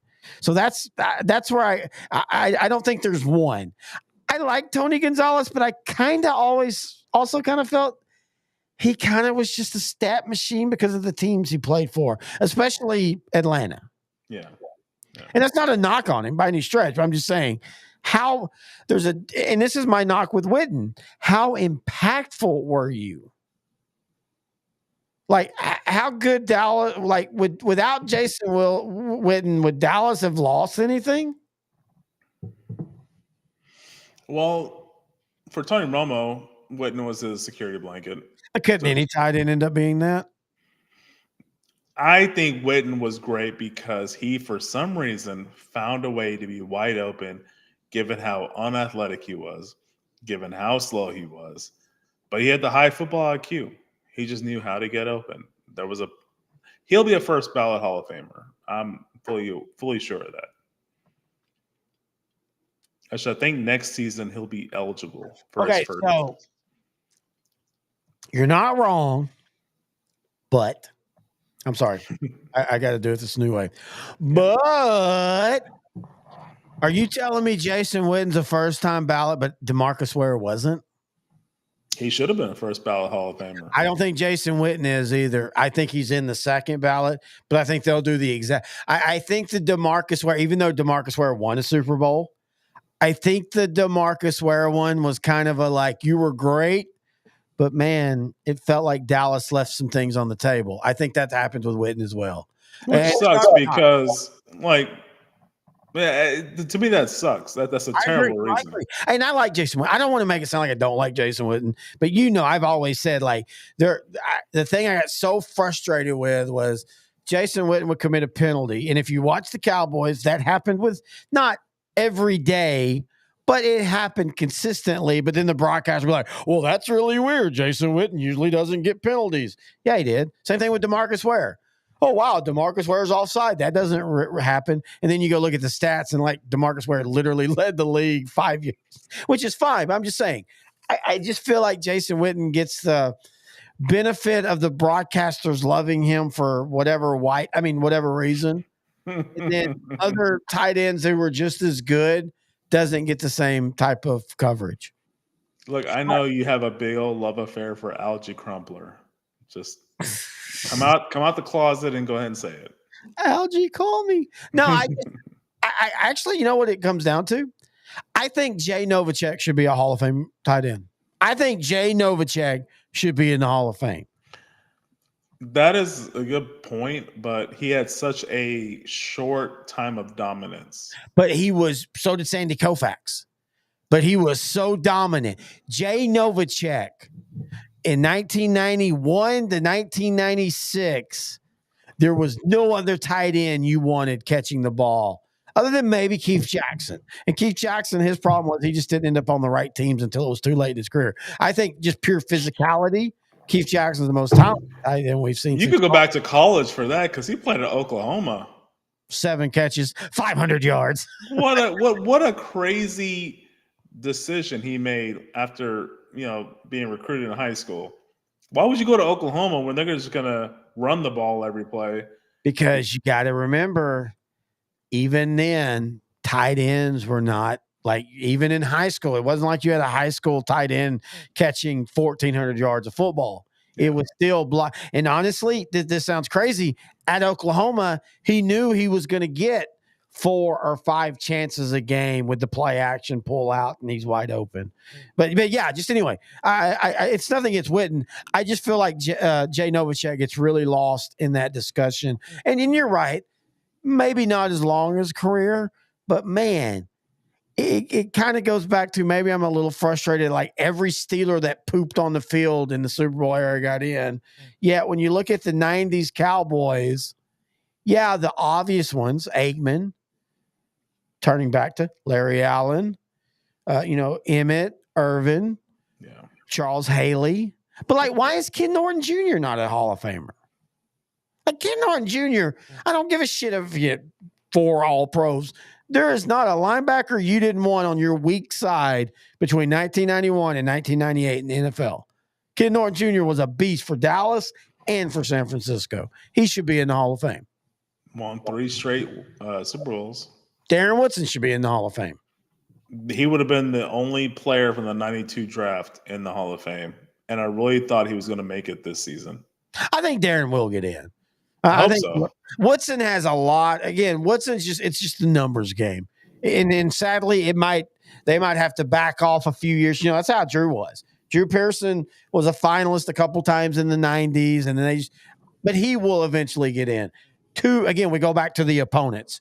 Too many opponents just talk about how important Darren Woodson was. Yeah. When it comes to that. All right. Anything else you want to talk about? Just a couple, I guess. Dan Hurley. Excuse me. I'm not as shocked as a lot of people are. Like Dan Hurley with the Lakers next year, if everybody comes back, probably wins a title or close. But where are the Lakers 3 years from now? Like, where are the Lakers 5 years from now? Dan Hurley is still young enough that he's looking not just for now, he's looking for 4 or 5 years down the road. So I wasn't as shocked as a lot of people were about this. I'm not shocked either, but for a different reason. I'm not shocked because Dan Hurley, I feel, is better suited for the college game just because of his coaching style. He is kind of like Harbaugh, very demanding, very aggressive, in your face type coach, which works well with young adult men or boys that are trying to become men. But it kind of wears thin in the pro sport where they're all men. I agree with you, but I do think Jim Harbaugh has that ability, and I think we'll see it now because I think he's with the Chargers. Either they don't succeed or he's there for the next 20 years. I don't think Harbaugh moves after this. So I think you're going to see the evolution of his coaching where he can remember what it was like when he was a pro quarterback and be more relaxed. Or if you're right, maybe they're one of those, he's churning that roster every 4 or 5 years. He was with the 49ers for 40 years. That's the same number of times, like someone that goes in there as a freshman, graduates as a senior, for 4 years. Now, with that, I think it was Trent Baalke's fault, the GM for the 49ers at the time. Yeah, they had a power struggle for some weird reason. Yeah, I think if the front office structure was better, I think Harbaugh would have still remained a 49er. But it kind of showed toward their 2014 collapse, and then he left and became the Wolverine coach, and the rest is history. They were consistent winners, consistent title contenders. Had a bit of a dip in the late 2010s, but they kind of resurrected themselves during the COVID era, and they kind of just continued that. That last year's team, they were just so good. He was suspended for 3 games or so. And what do you think about that, though? Like, is that just that Bill Belichick that, you do whatever it takes to win type philosophy? Do you think that this is something that hangs on Harbaugh? Wait. Like, what do you mean? Like, when we look back, like some people to this day still, when you bring up Bill Belichick, go, he's a cheater. He's a cheater. he's a cheater? Do you think that do you I think don't. does anything in the NFL that I don't, because he already served his time. Yeah. He was suspended for games. Then they still won, and they won and just by running the ball. Yeah. They just overpower, like AKA. When I say running the ball, they mean AKA overpowering their team. I still remember last season against Penn State. They just ran the ball the entire second half. I think McCarthy was hurt though, but like they just ran the ball the entire second half and they still won. Yeah. That's dominance. That's great recruiting, great offensive coordinator, defensive coordinator, and other assistant coaches, great talent. That's something that's very hard to do, and he was able to do it, and that was in year 9 or 10 with Michigan. So, kudos to him. No, I don't disagree. I'm just curious to see. I'm just curious to see how it'll work out. If you're the Lakers now, I mean, like, who do you turn to? I mean, Dan Hurley's turned you down. What happened? So I will admit, I don't know where I was. What happened with JJ Redick? Did he drop out, or did the Lakers move on from him? They moved on, but now they're back on the Redick train. So he'll probably be the next head coach, which I'm fine with. I think I'd like to see what he does. Redick was the damsel that was there. You could always get her. Yeah. But you wanted to explore other options. So if it was me and I was JJ Redick, I would turn that down. Why? Because you're not the number one option. Yeah, but so what? I mean, if you're good enough and if you think you're good enough, you can be the fifth option. It'll just simply prove them wrong. I don't know. I would have a chip of, I guess it's more personality. I would have a chip on my shoulder. That's my point. Yes. Have a chip on your shoulder. Use that to prove to them that they're wrong is my point. True. But it seems like he's doing well outside of that. Like he's in that podcast game. He seems to be pretty popular. What's going best for him, what's working best for him is his relationship with LeBron James. James loves him. Yeah. From what I've been told.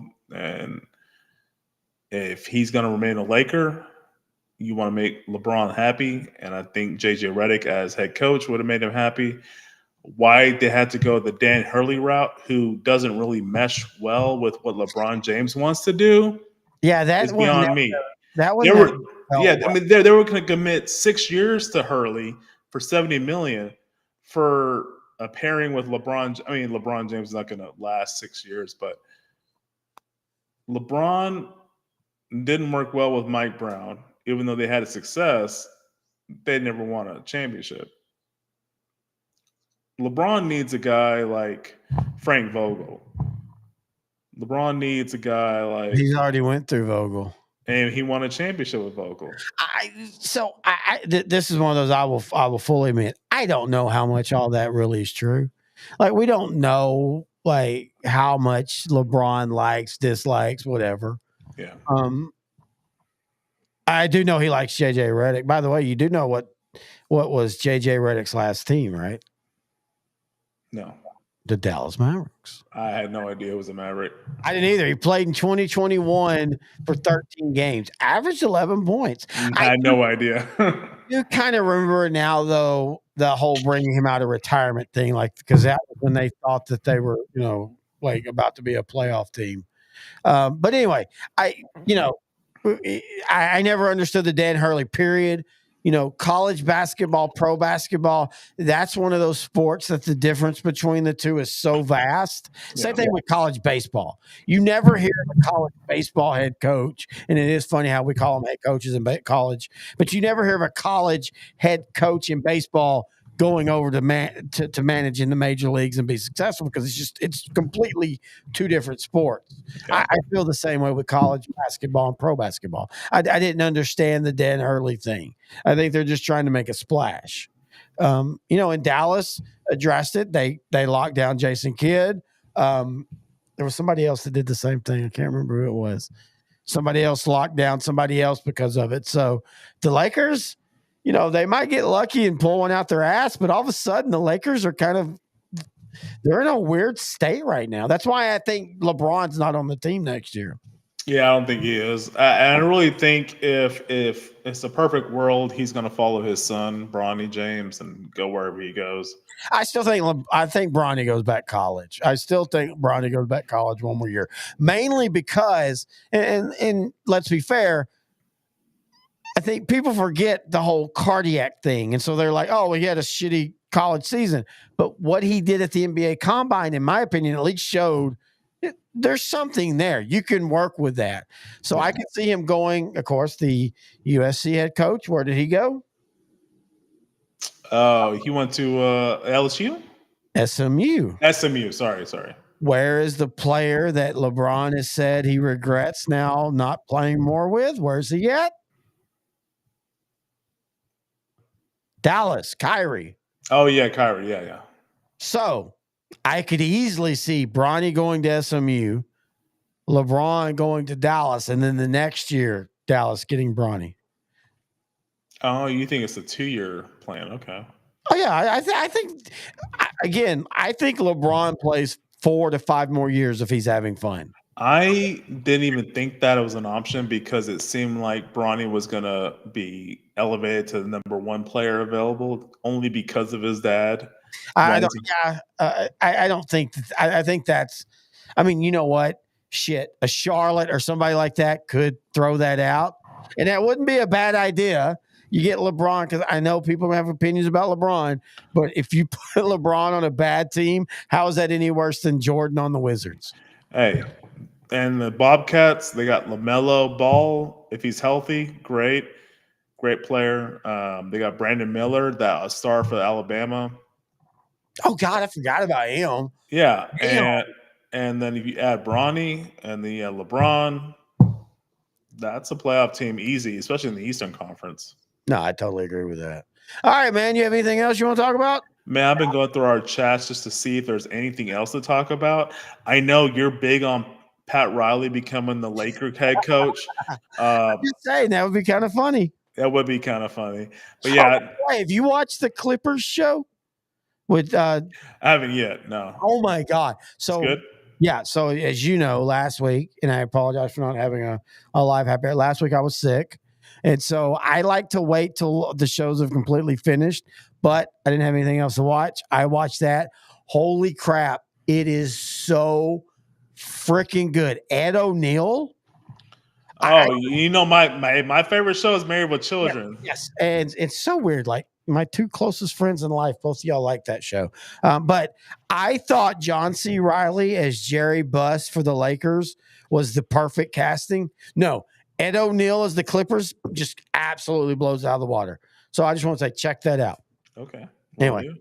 All right. So, and I think Ed O'Neill married a black woman in real life. So that kind of makes it even funnier, knowing that's Donald Sterling. Well, and that's the funny thing about Donald Sterling, because Donald Sterling is that weird racist. Like, because he had a Latina girlfriend or something like that. He had an African American girlfriend. Oh, okay. Mm-hmm. He's like Thomas Jefferson. You just don't want to count him. But anyway. Gotcha. All right, again. So Friday, intern Noe and I will be recording our monthly shows. A look back at the number 2 Dallas Cowboy rivals again. Wow, I just got weird sounds. But anyway, just in case you don't know who that is, there we go. Okay. And we're going to be recording our next Bad Movies in a Drink. Can't wait. This isn't a bad movie, by the way. And not all Bad Movies in a Drink means bad movie, but this is like everything right about football and also goofy about 90s. Let's just put it this way. At one point, there is an eye rolling on the football field in Texas Stadium, by the way. But anyway, that is intern Noe the Pro. I'm Terry Bennett. This has been OutDrank The Coverage. Happy Hour 10.